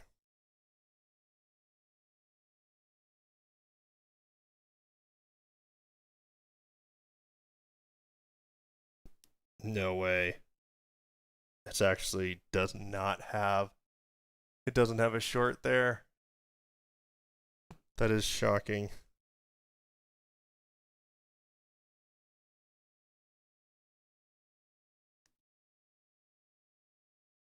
Hmm.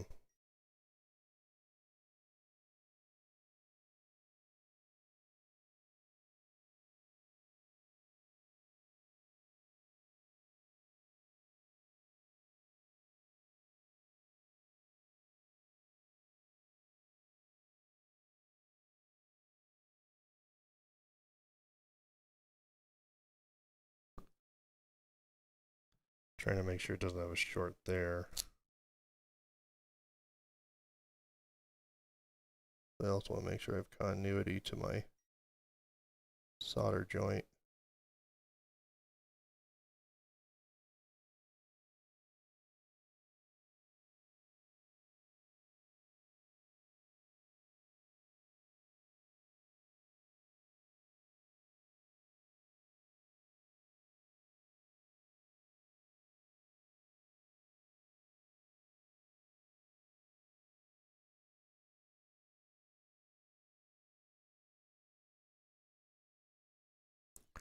Okay, all those solder joints have continuity. The question is, do I have any places where I have bridges?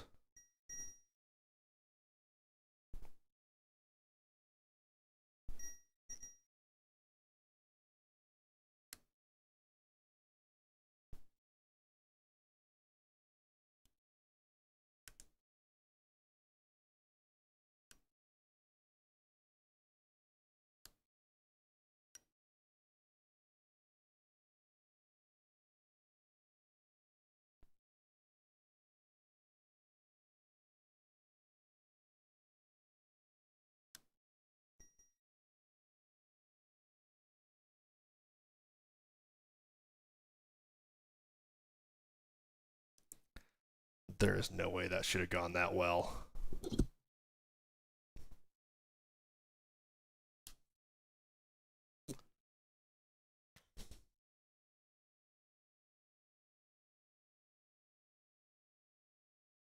All right.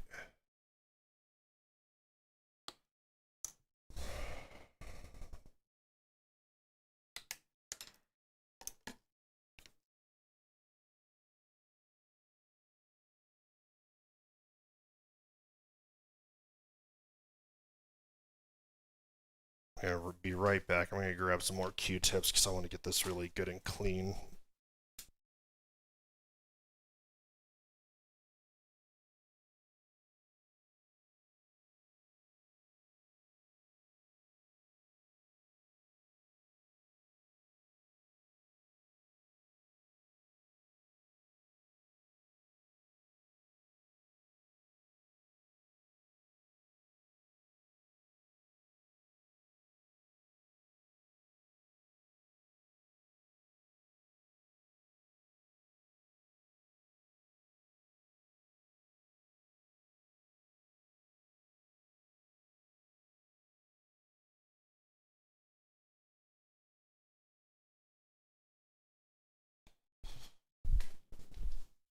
All right, I'm back.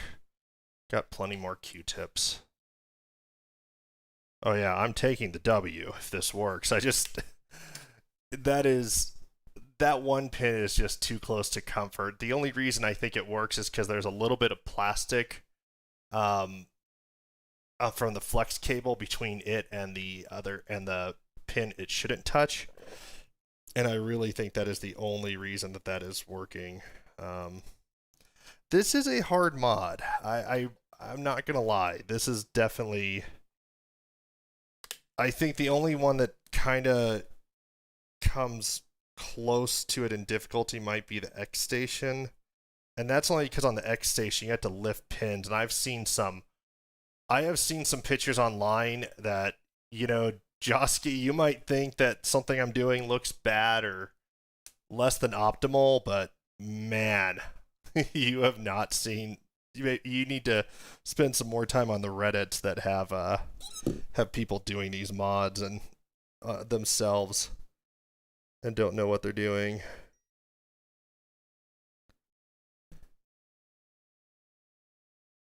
And basically when I'm testing this, as I'm sliding off the microscope, I'm touching them both to the same pin to make sure that I'm getting that continuity between my probes to make sure I have good contact with the pin. And then I'm moving to the next pin. So I'm basically testing to make sure these two pins aren't connected. And then I'm connecting both to the same pin, making sure that I have a connection for both. And then I move over.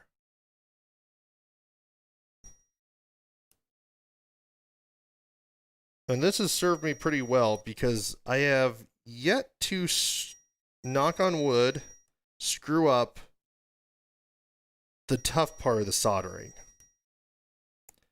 I have freaked myself out, but I have not actually screwed it up yet. It's always something else. It's usually the controller connection that seems to be messed up for me. The PS1 digital, the controller connection did not have enough solder, and the joints were not actually connected. And then the N64 digital looks like there was a problem with my flex cable. Right. Yeah, I'm kind of with you on the Reddit comment too. Okay, so I have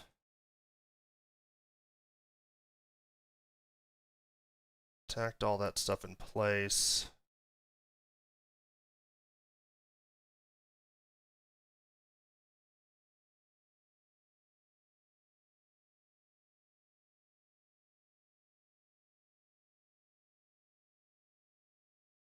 Not sure why this picture shows up the way it does. Oh, here we go.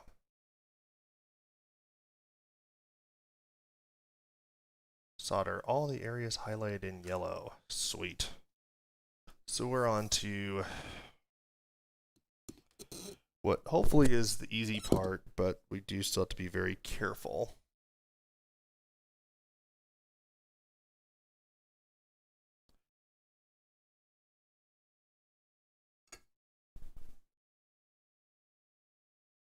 Because my alignment job could have been a bit better. Oh, are you kidding me? I had to get in there? Jeez. That's going to be fun.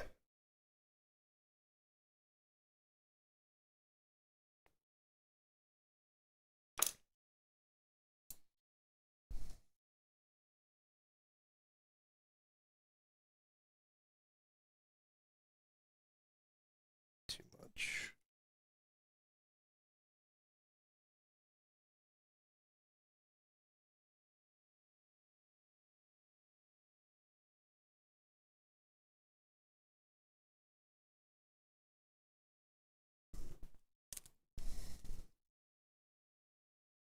This capacitor is going to be the death of this project. I actually think I have continuity there, but it's just not clear.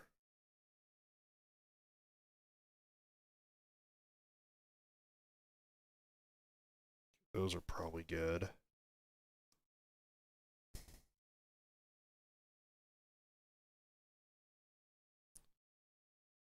I'll check continuity here in a moment.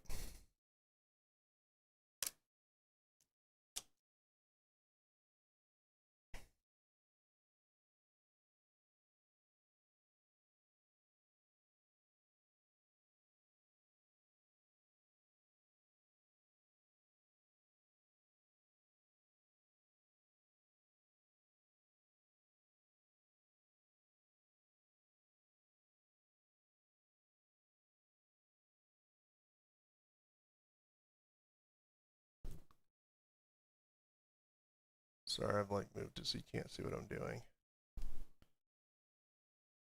Might be for the best. This next one is the one that really freaks me out because it's right by that tiny, tiny resistor.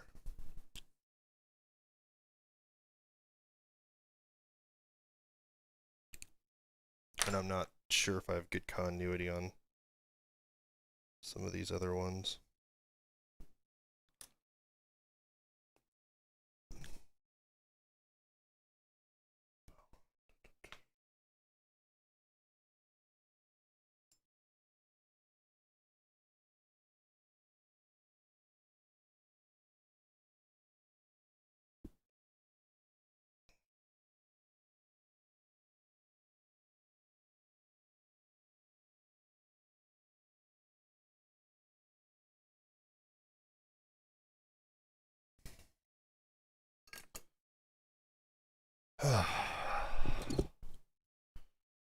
Those are touching us just barely. Oh, Twitter is just nonstop drama. I mean, some of the stuff on Twitter. You go look at Watermelon Games and Terra Onion's Twitter, which I'm not recommending you guys actually do that. It's been dramatic as of late. Just sad. Because I'm probably never going to get to play Paprigum.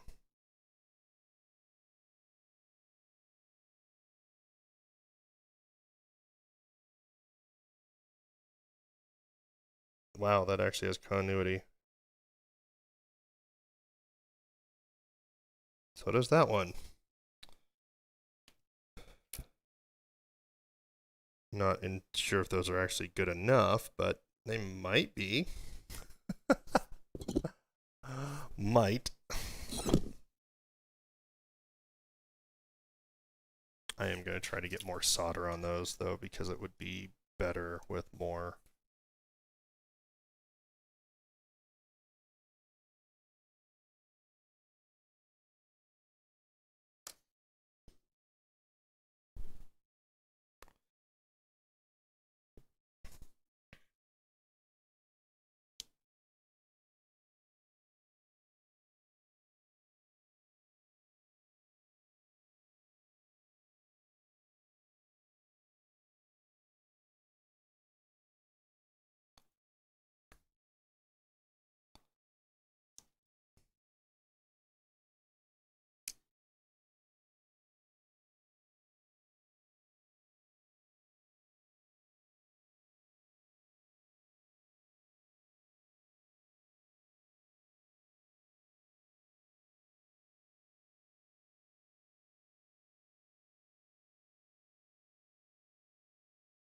I really should put my mask on. It just helps with this crap that comes off the solder and the flux.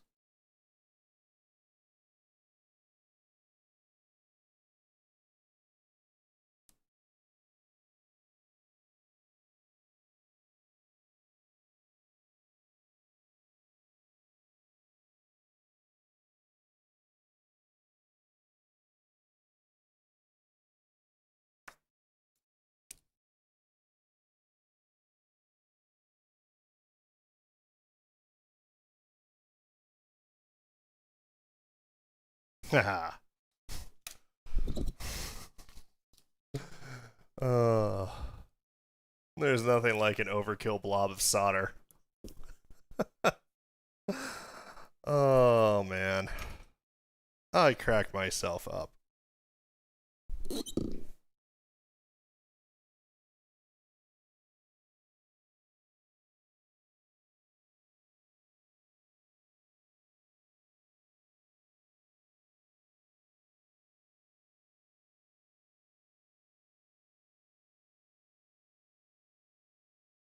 Okay, yeah, we're cooking now. That's probably good enough. Sometimes good enough really is good enough. Especially since I'm not doing this for anyone but myself and my audience.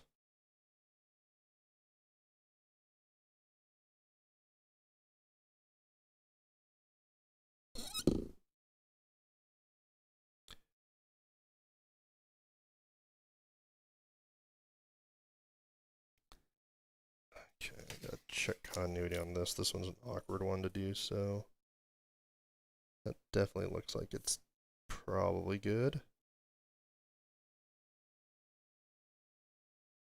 Hope that's good enough. I'm not sure if that one is, but life will go on.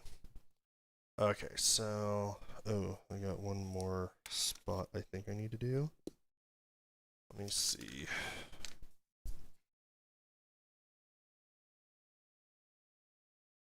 Okay, so I got that. Got those.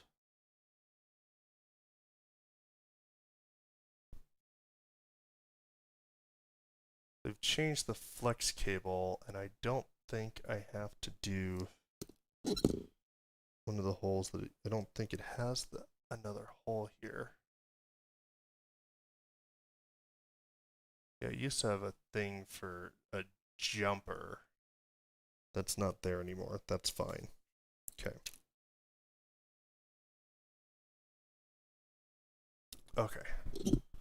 So we're good there.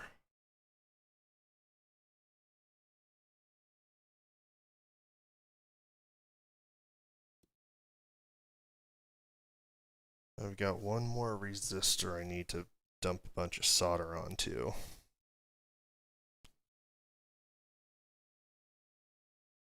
This is another one. If my alignment was better, it would be easier.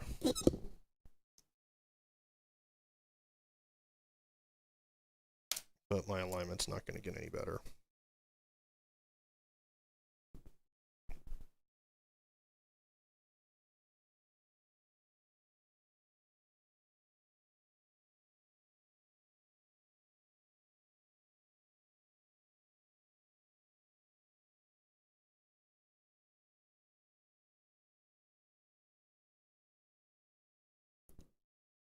That looks quite soldered.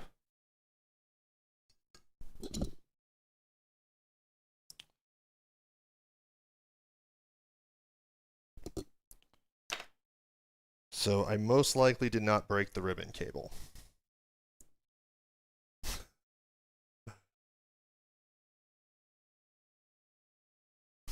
Yes, flux is not hazardous or toxic, so I should totally lick it.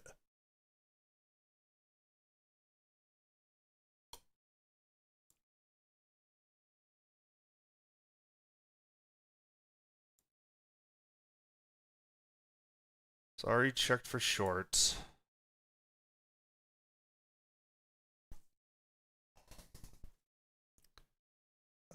Don't have that. I don't have that.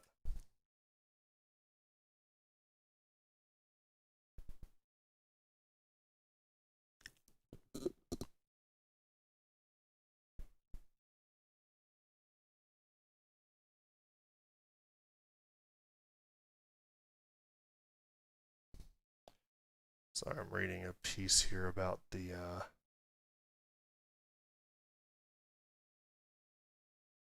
reset stuff.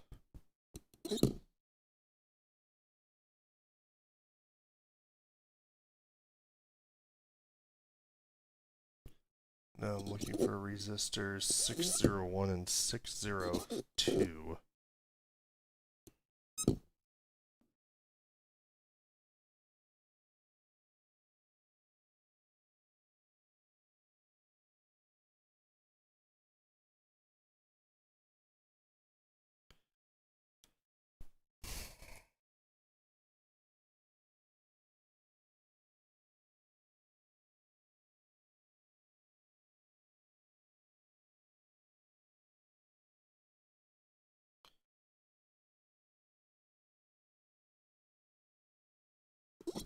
It's like, maybe they're on the back.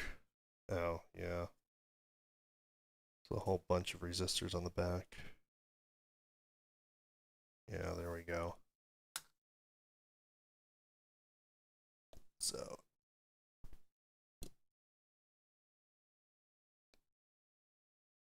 more super tiny resistors.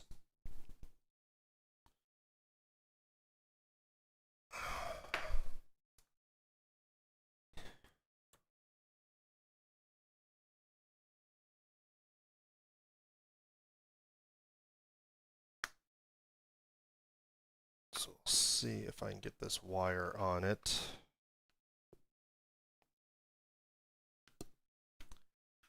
I need to see where this wire is going.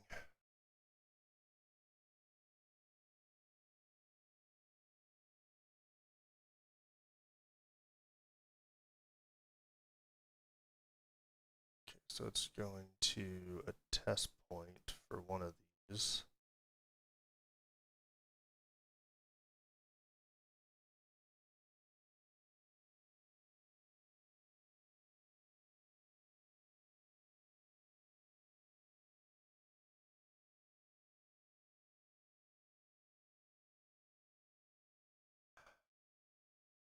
Okay. That's fun and interesting, but let's see here.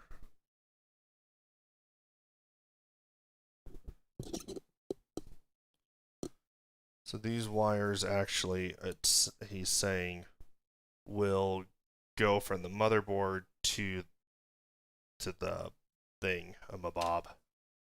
I see 3 wires and I only see 2 connected. I'm missing a wire.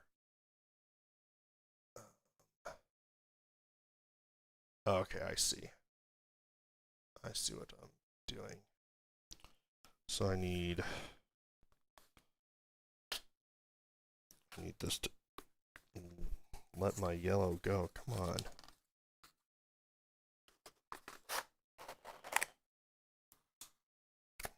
Why is my yellow wire not just coming out?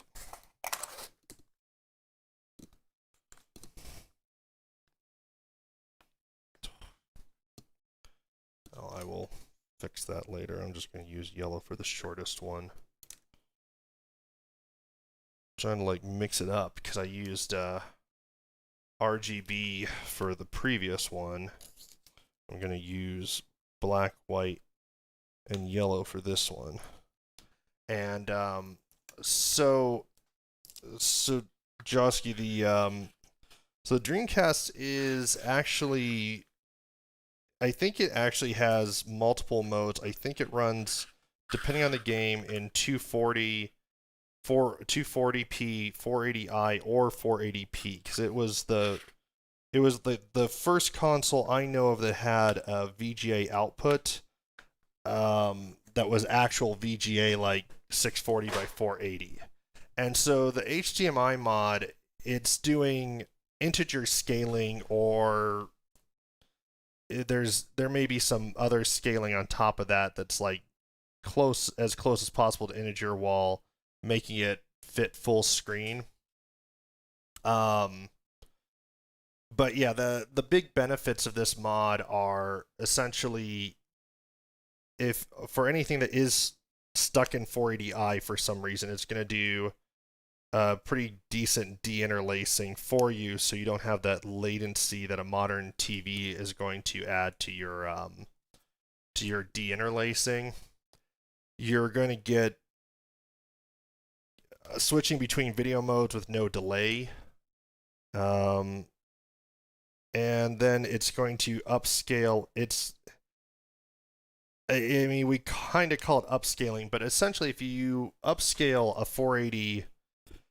240p image on a modern TV, it's going to look terrible. And if you upscale a 480p image, it may look soft, it may not look great for gaming. So this will do an integer scale where it's going to, with 480, by default it'll double it to 960p, and then you can either have a black border around it so each pixel is crystal clear, or you can stretch it the rest of the way to 1080 so it fills the screen. I don't remember if this one has the scaler feature or if you're just relying on your TV to go from 960 to 1080. Some TVs do that, mine does, but not all do. So that's kind of, hopefully that makes sense. It's just ease of use. Well, I don't remember if you can do fake scan lines with this. Some of these mods you can do fake scan lines. And, if you're in the scanline camp, I have a CRT. I have the last generation of HD CRTs sitting in my basement. And you're absolutely welcome. I'm happy to explain. And I think for most people, this mod is very much overkill. Because you could just get a RetroTink, and most people would probably be pretty happy with a RetroTink. Especially now there's the 5X, and the guys that are making these are also going to be putting out, the guys that make this mod are going to be putting out a scaler that is really advanced. I'm probably going to burn my fingers here.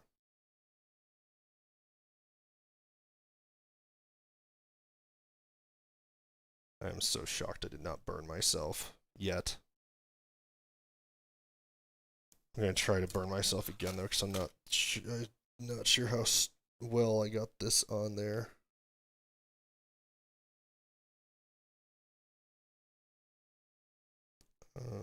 It's not good.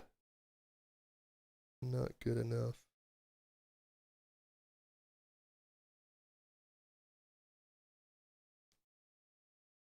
It's always the challenge. Because it'll fall off if I'm not... It'll fall off as soon as I, like, try to do this, probably.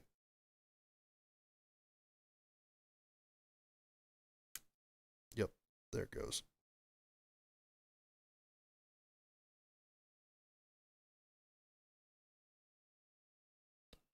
Hopefully that's good enough. What size CRTs? I don't blame you for not letting him bring them in. I actually want to get rid of my CRT because it's just like I'm so torn because I have a Super Scope for my Super Nintendo, and I would love to actually use that because it was such sort of a unique experience. Oh, nice, 36-inch. So see, at least you got a good CRT out there. Nice big one. I'd like to get a nice big standard def CRT, but I also kind of don't want to. They're just so big, power hungry. They're so heavy, and I don't blame you at all for not letting him bring it in. I just kind of want to use like I said, I kind of just want to use that Super Scope because that thing was fun. It was an experience. I'm probably gonna get yeah, dude. Yeah, 19-inch might be might be a better choice if you don't play it all the time.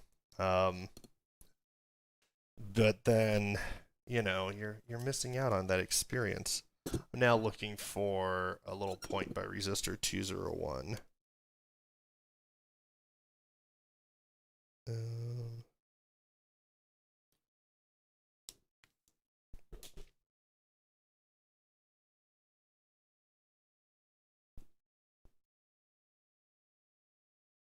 Okay, found it.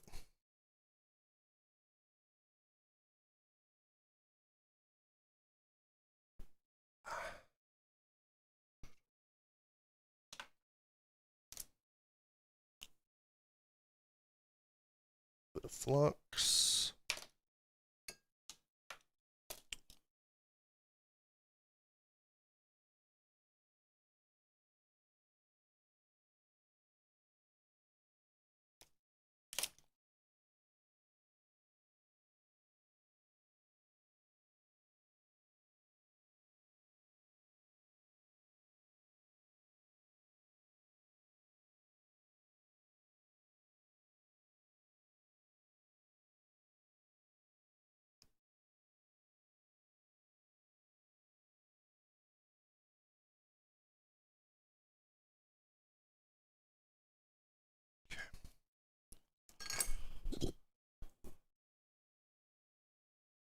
Oh. What did you do to your arcade 1-up?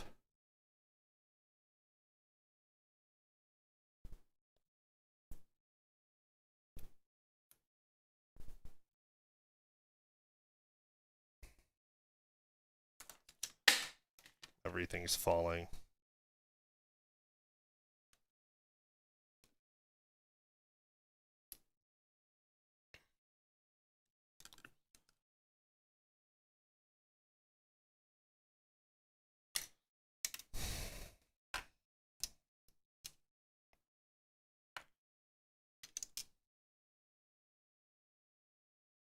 Nice.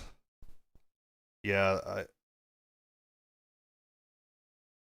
I actually do want to build an arcade machine with like a Mr. FPGA in it. I'm not sure that I will. Okay. So now I just need... So... Black one goes to P1.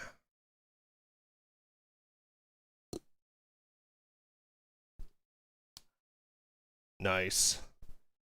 Yeah, I've set up Pi emulation. I just found that with emulation, I kept tweaking everything constantly, and I mean, granted, these mods, I kind of do these mods because I like doing them, also because it's very expensive to have someone else do them for you. Um, but I just kind of don't really want to deal with emulation if where I can avoid it. For the Sinden light gun, I will probably just set up an emulation arcade machine one day, maybe. Yeah, i5 is more than enough for emulation. Okay, so black wire is going to P1. And there we go.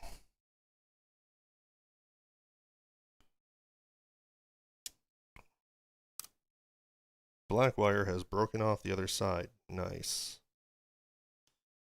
Not super surprised. Doing these wires is always just such a pain.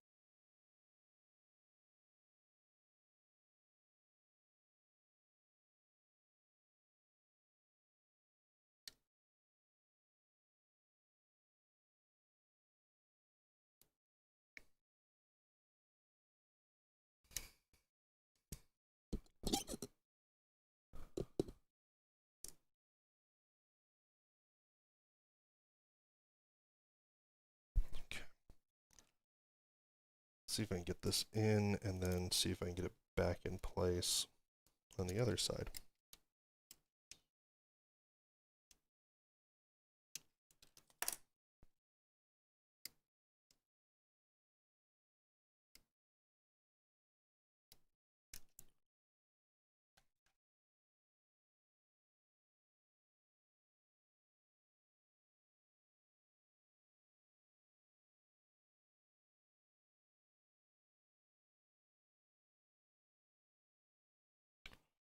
Okay. The adventure continues.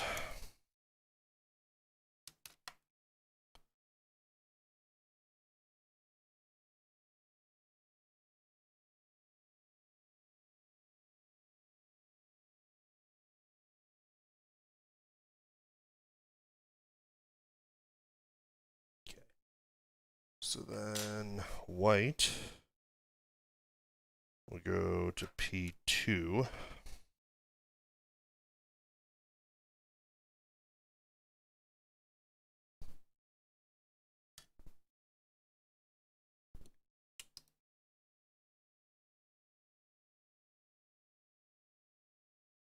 Okay.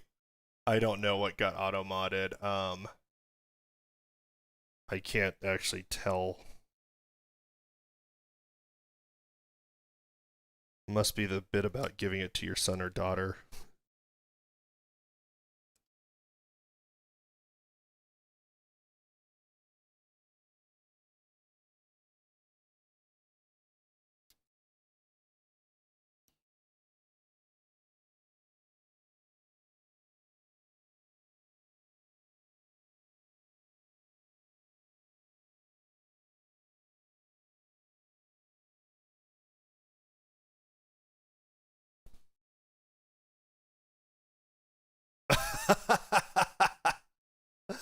Oh, that's funny. So I was watching something with the what is it, Dateline with Chris Hansen, some of the the best runners or whatever from his To Catch a Predator series. And yeah, so I thought maybe it was talking about that.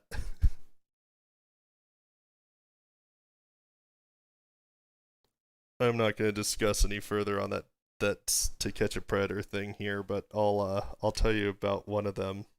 I'll give you all the description you would need to know for one of them to be like, holy crap.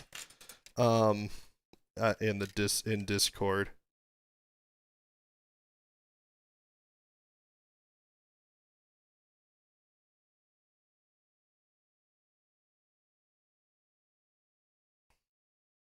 Okay.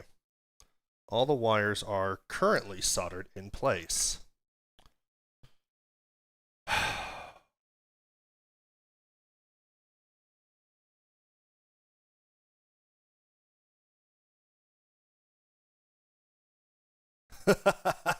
Yeah.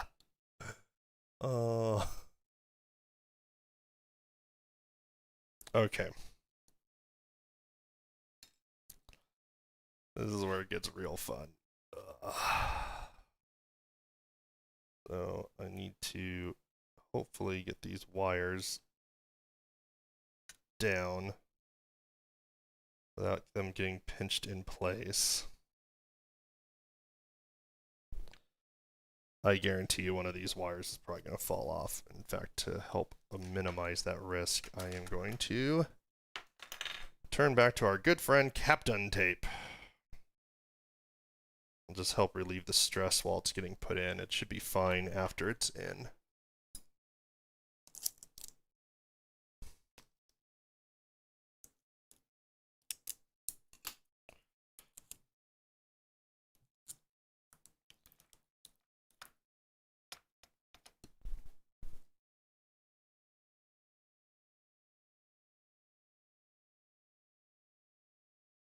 I had no idea what I was missing in my electronics life before I discovered Captain Tape.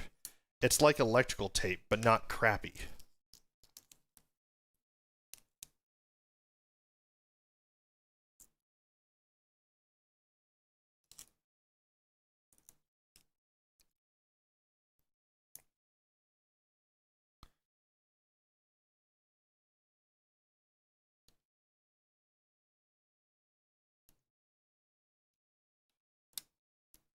Please don't break.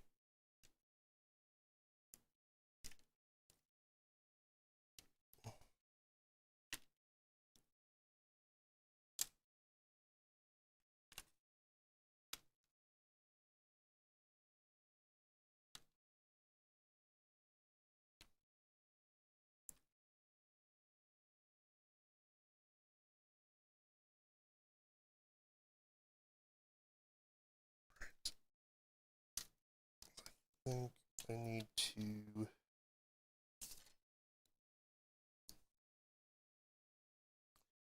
Surprisingly, those are all still in place. Let's get this flex cable plugged in.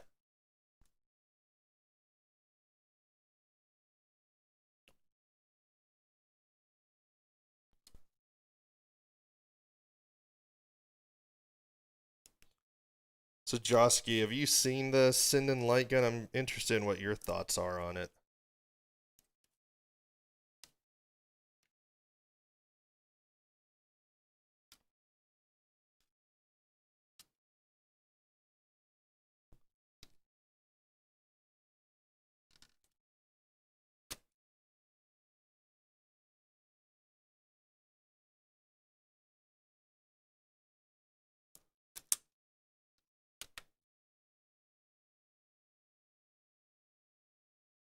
We might not be pinching anything, which would be sort of a minor miracle.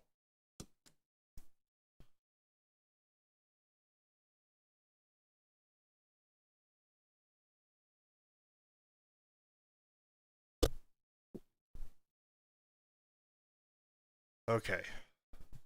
The Sinden light gun. It's the light gun that uses it's the light gun that basically uses a camera and it puts a border around the screen. And mostly you see it with emulation. because it, like I said, it puts a border around the screen um, so that it can figure out where you're aiming. Cheater gun. Well, I mean, it's better than like an aim track if you're using an LCD, I think. Because you can actually use it without having to have a crosshair, like when you play Duck Hunt on the Wii. Like, Duck Hunt on the Wii, if you don't have a crosshair, is incredibly pointless. Okay. So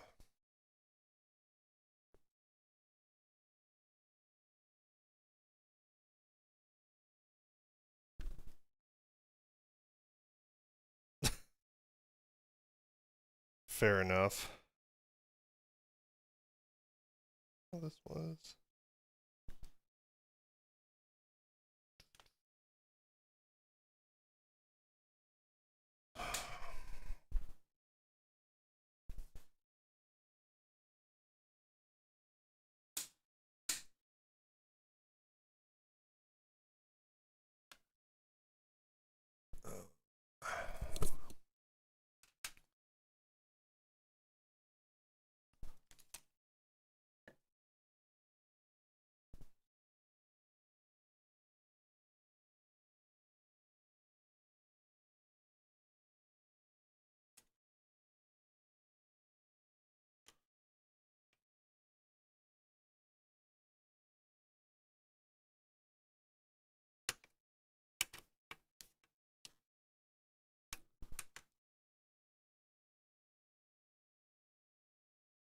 Yeah, so the light guns basically, some of them use scan lines, like the Super Scope 6, and I think the Sega Menacer did. The the one for the NES and like the Master System basically blanked the screen, then flashed one target, flashed the other target. I think they might have blanked in between, so the timing had to be really precise. Um,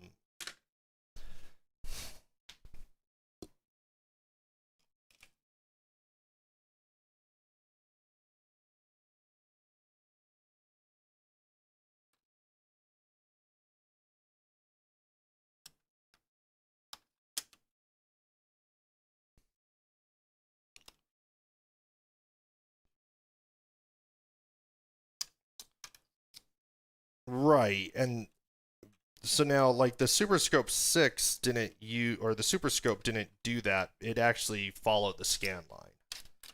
So, and that's also I think how the gun cons work kind of.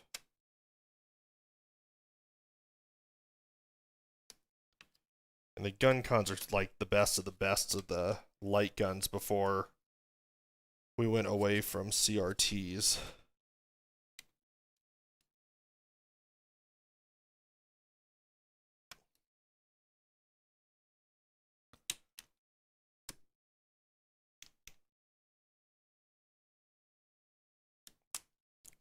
Right, and the trick with the NES though is because it, like we said, it does the like blanking thing.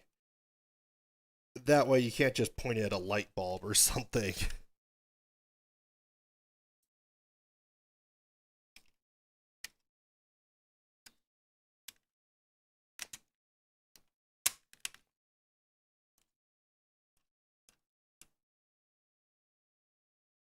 Okay.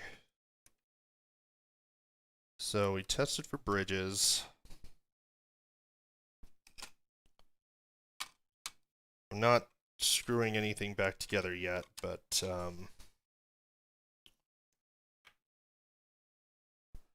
yeah, I'm with you on all of those fronts. It's CRTs were hot, power hungry, tiring to look at.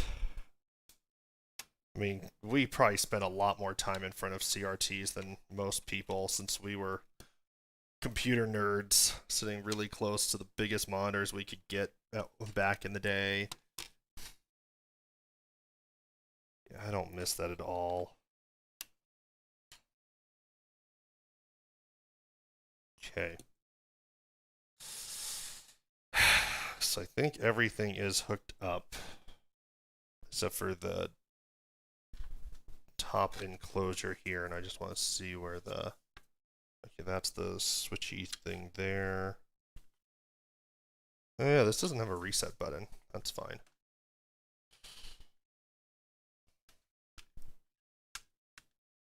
Right. Okay.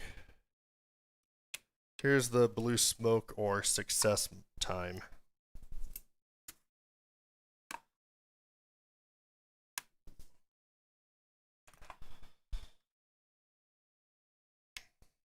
So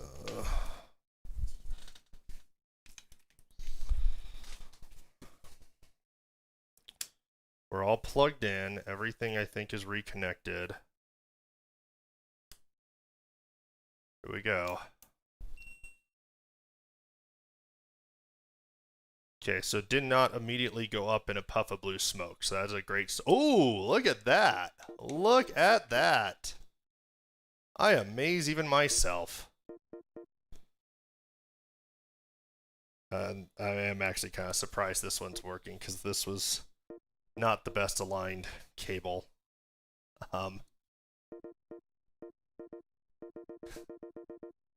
Thinks it's 1998. Thank you. We're not quite at the point of celebrating yet. We just got to do a little bit of testing. We got to get that on-screen display showing, and it's vibrating a little bit on the screen there, but I'm not too worried about that.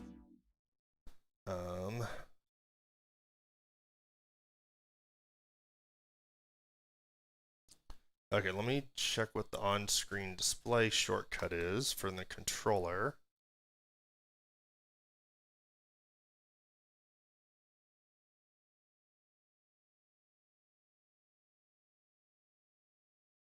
So left trigger, right trigger, XA start. Oh, yes! Oh my god. It actually, this is the first one that looks like it's 100% from the first test.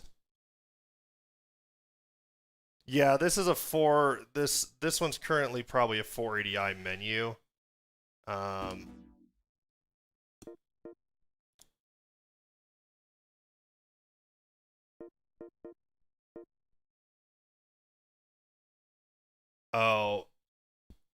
Oh, the option for the menu. Or the scan lines, yeah. So I'm running 960p. Since I'm not going to be streaming a bunch of gameplay, I'm not going to fix the stretch on the stream right now. I will look at my phone. So yeah, so I see your scan line option here. So scan lines don't necessarily come across on the screen all that well, but there's your scan lines. There, I'll save it. I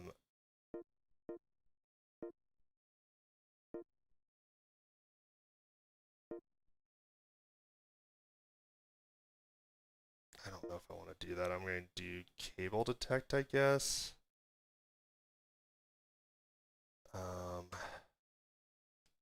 I'll mess with the video modes. Well, I'm glad you like it. I like these because I'm just such a stupid perfectionist sometimes. This is fun. Okay, well, I put in my Wi-Fi information. I'm going to take that off the screen.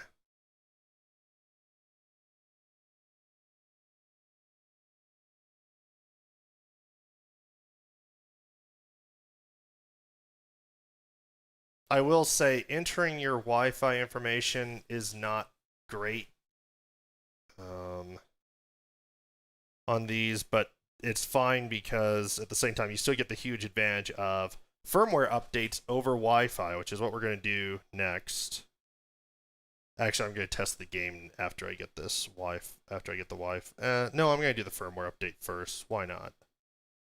That way I get hopefully the best experience. So unfortunately, since I had to go through, like I'm entering my name on an arcade machine, this is just going to take a moment to enter my SSID for my Wi-Fi network and then the password.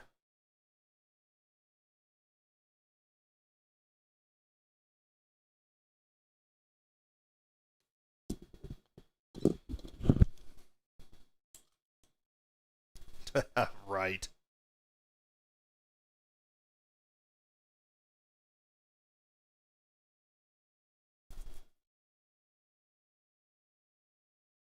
How long did we work at security companies?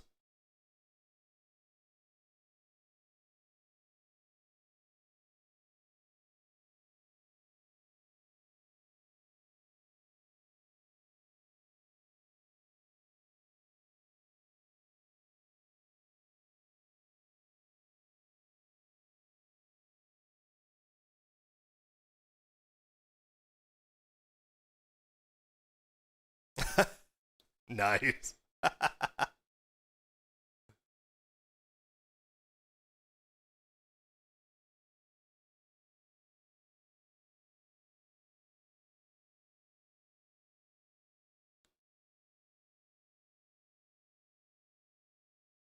Did I spell my own Wi-Fi access point name right? Good, I did.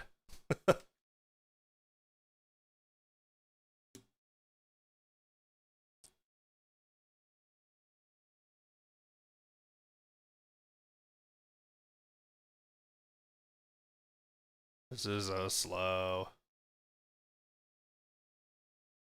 I swear there was an easier way on the PlayStation.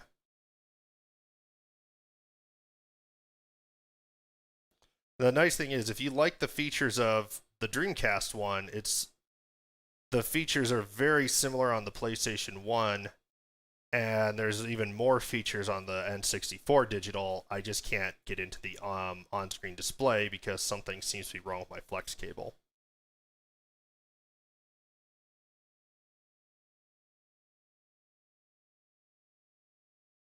Well, yeah, I don't want you ruining my career to my current coworkers who might be watching this stream. Um, so you're not making me regret the level of auto mod I have right now. You're just had to ruin my career in the Discord server instead.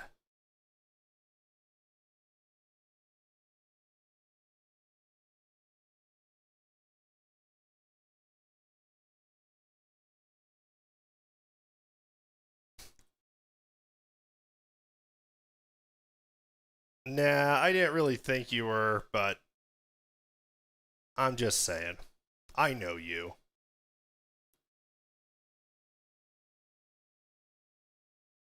And like all my friends, you're a terrible person.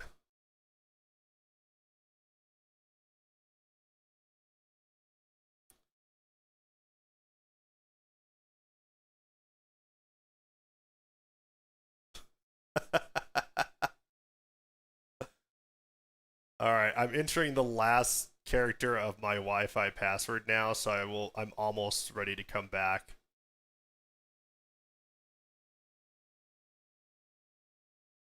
Okay.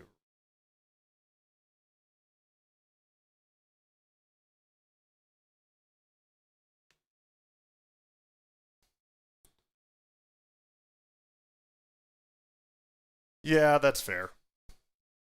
Okay, so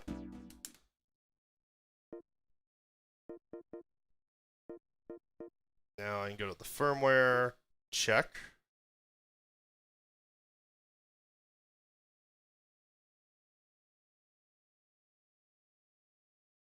Firmware is up to date.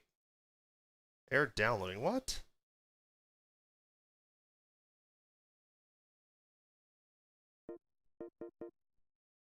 I want to check my Wi-Fi.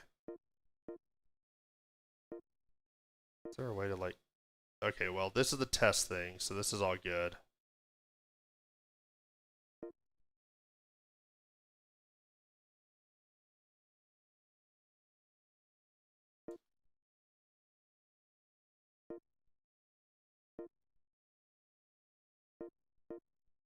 But for some reason, that didn't connect to my access point.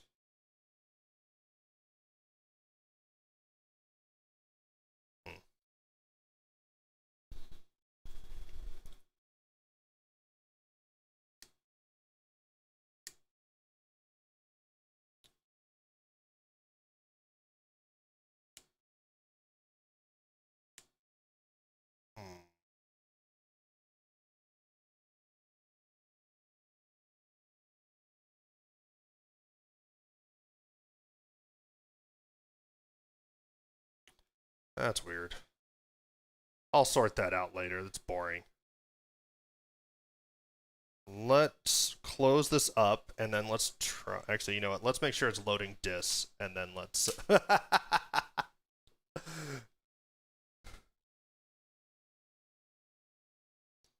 Password.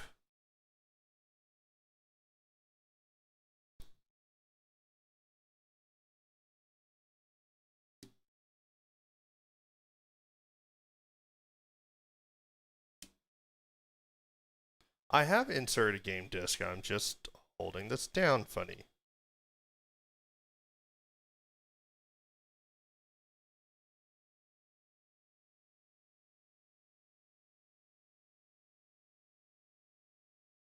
Okay, come on.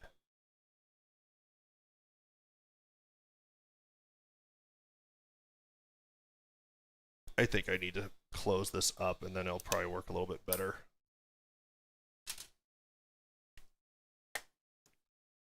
Alright, let's see if I can reassemble this thing and then we'll try the game again.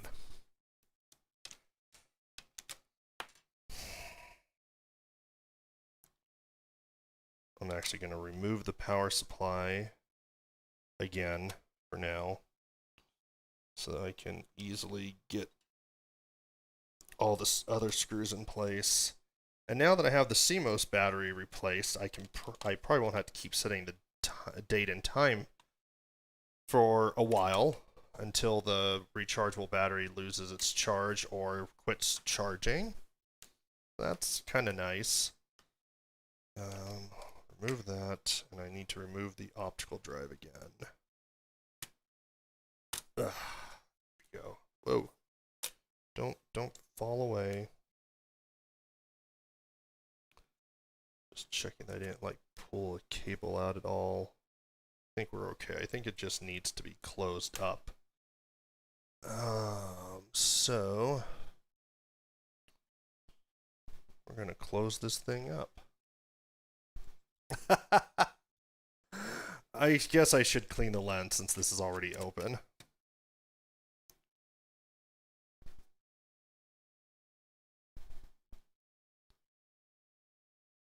I like the little meme I found with after it was discovered that there are things with the PS4, PS5, possibly the PS3, definitely the Xbox One and Series, where if they lose the battery and power, you can't play games anymore if the network is no longer available.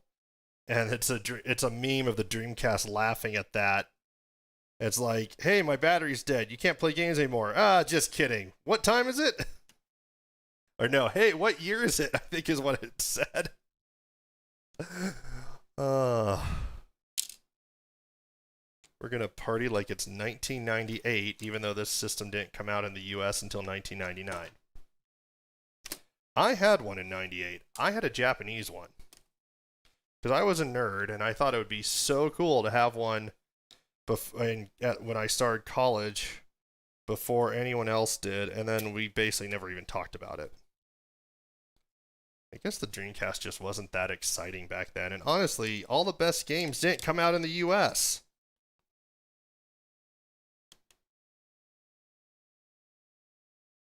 There's so many more games for this system in Japan than in the US. So many more. It's really kind of sad and unfortunate, but life goes on, and I'm glad I filed away on this, where this cut was done, so I hopefully don't ruin the ribbon cable at some point. Or the flex cable, or whatever you want to call it. Okay, so there we go. That is put back in place. Now the controller ports, we'll screw them in next.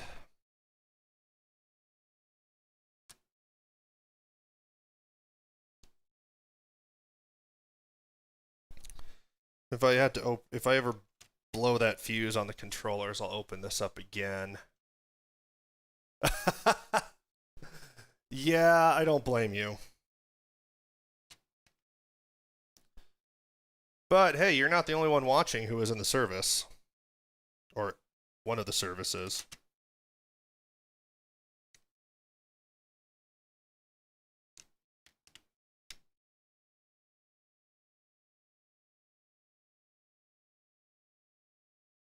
So I wasn't eligible to join the military, so I didn't.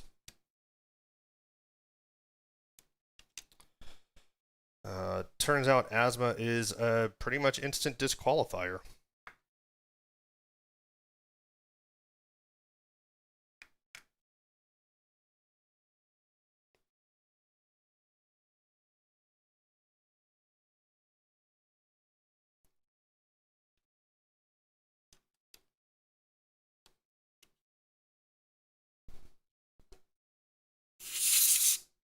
That's the best I'm going to do, cleaning the lens, is spraying it with compressed air right now. I will do a better job later. Someday. Probably not. This is going to get replaced with an ODE eventually.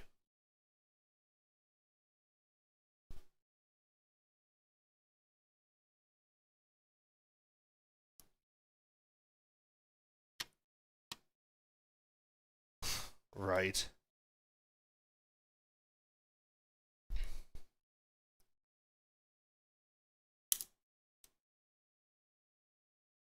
One thing I thought was funny though is the first time I went to Korea, my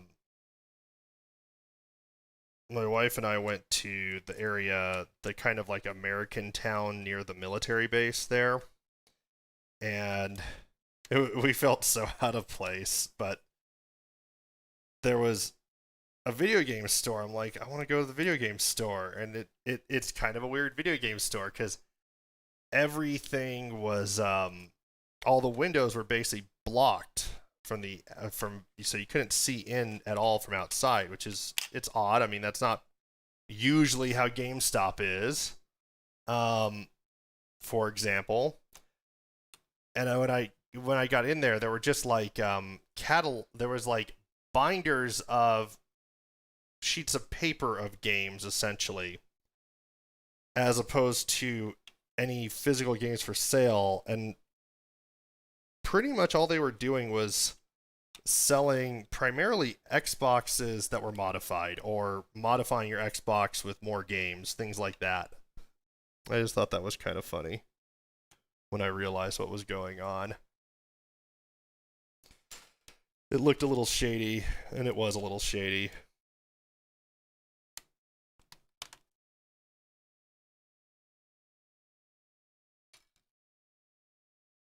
Exactly. Not like the game stores in China. That came up on my screen right about as I was saying it for me, so.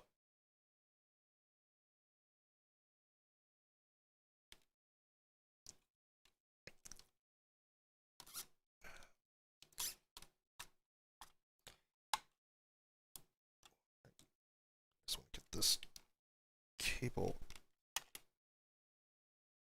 out of the way as much as I can.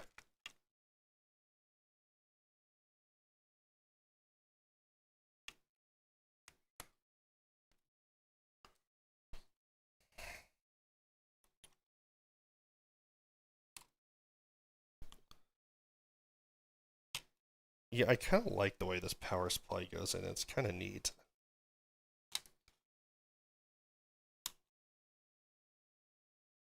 All right. I think that should just about get us to closing up. I just got to put in 2 more screws and then close up. and then we test again.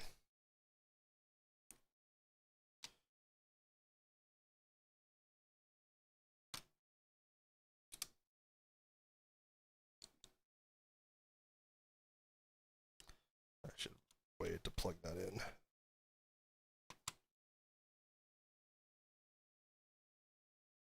Okay. So, you know, earlier we were talking about the blue smoke, and I remember in high school, I had a disposable camera, and someone's like, you know, if you open it up, you can shock people with it. Like, because I was done with the disposable camera, I had gotten the film out, so I didn't need to like just take the camera to the store to have it developed.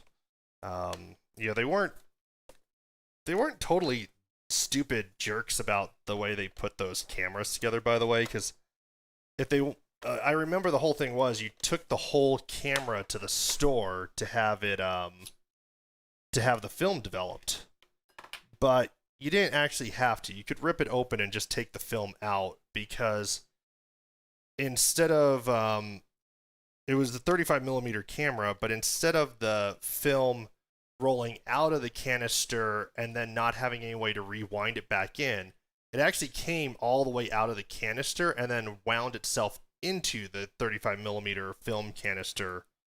So I thought that was a really nice feature of that, because, you know, if it was made today, they would probably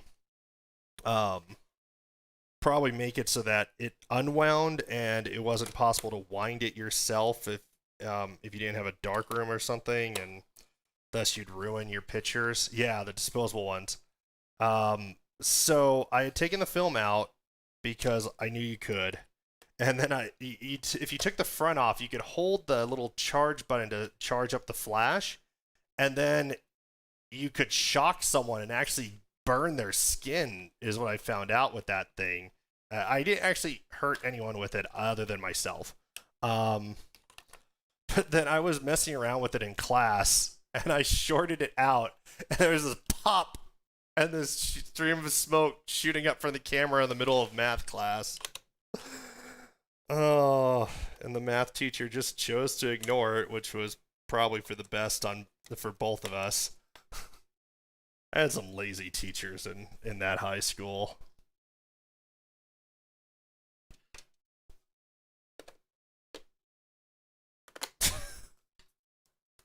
Just nothing like the magic blue smoke. Alright, here we go again. More moments of truth with Dreamcast.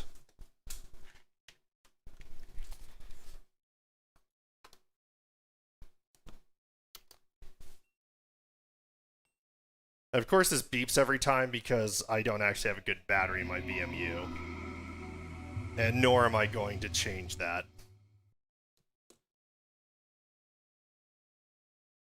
They just die too fast.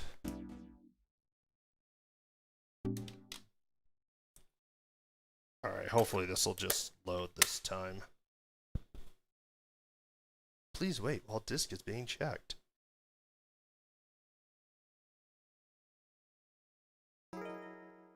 Okay, that's much more positive than before. Nice! This has been a long stream, but this is a resounding success.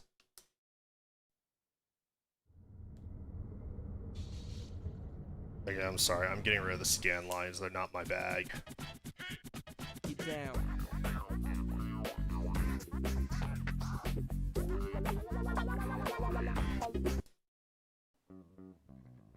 I'm glad you like them. It's just not my thing. The good news is if you get a RetroTink 5X, you can do some really nice scan lines. I'm curious though.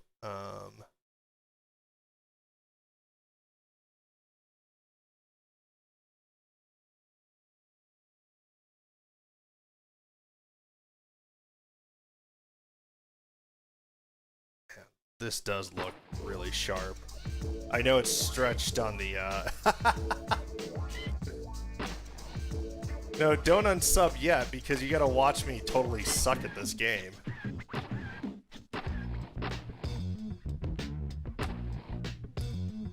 Like I said, right now this is the only Dreamcast game I have.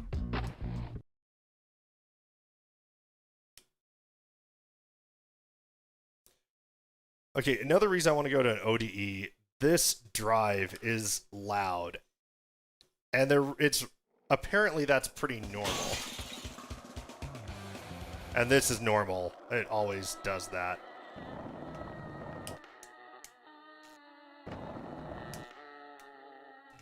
Okay. Oh! It's a good thing I don't skateboard like this in real life. I don't skateboard at all in real life. Oh, yeah, I'm terrible at this game. I need some practice.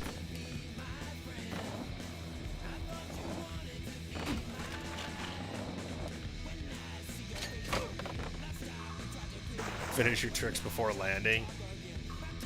Help if I was just pointing the right direction.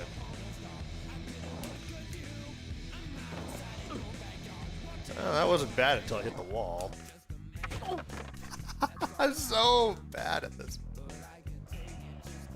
Yeah, I would be lucky to do more than stand on the board without falling off.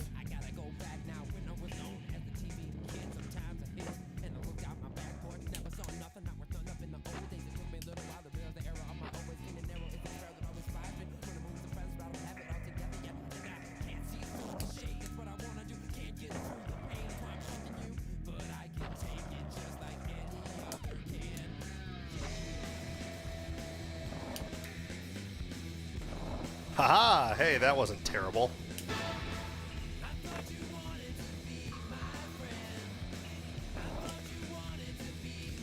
Oh, that was not good.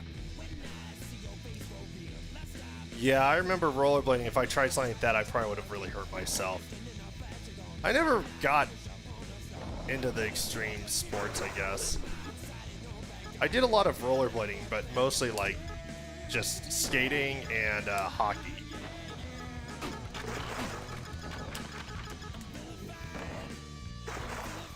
In the water. I got a tape.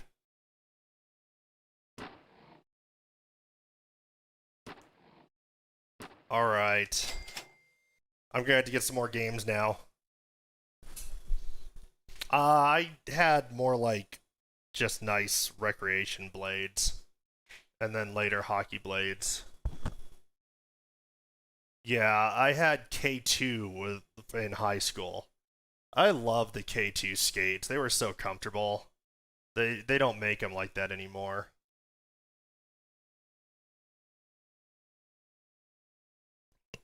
I remember when we were probably skating back then, 80 millimeter wheels were only on like speed skates. And now that's like the smallest normal wheel. You know, instead of 72 millimeters, it's 80 millimeters for a pair of rec skates now. That's what I've got on my current actual rollerblades. It's crazy. Let's see. So this is actually another cool thing. You can there's a in-game reset shortcut, but also you could just do the reset from the controller or go into the menu and then reset from the menu.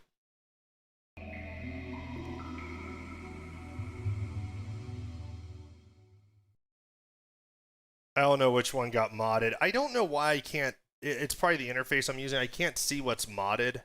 And since my moderator is not watching, she can't release your stuff for me.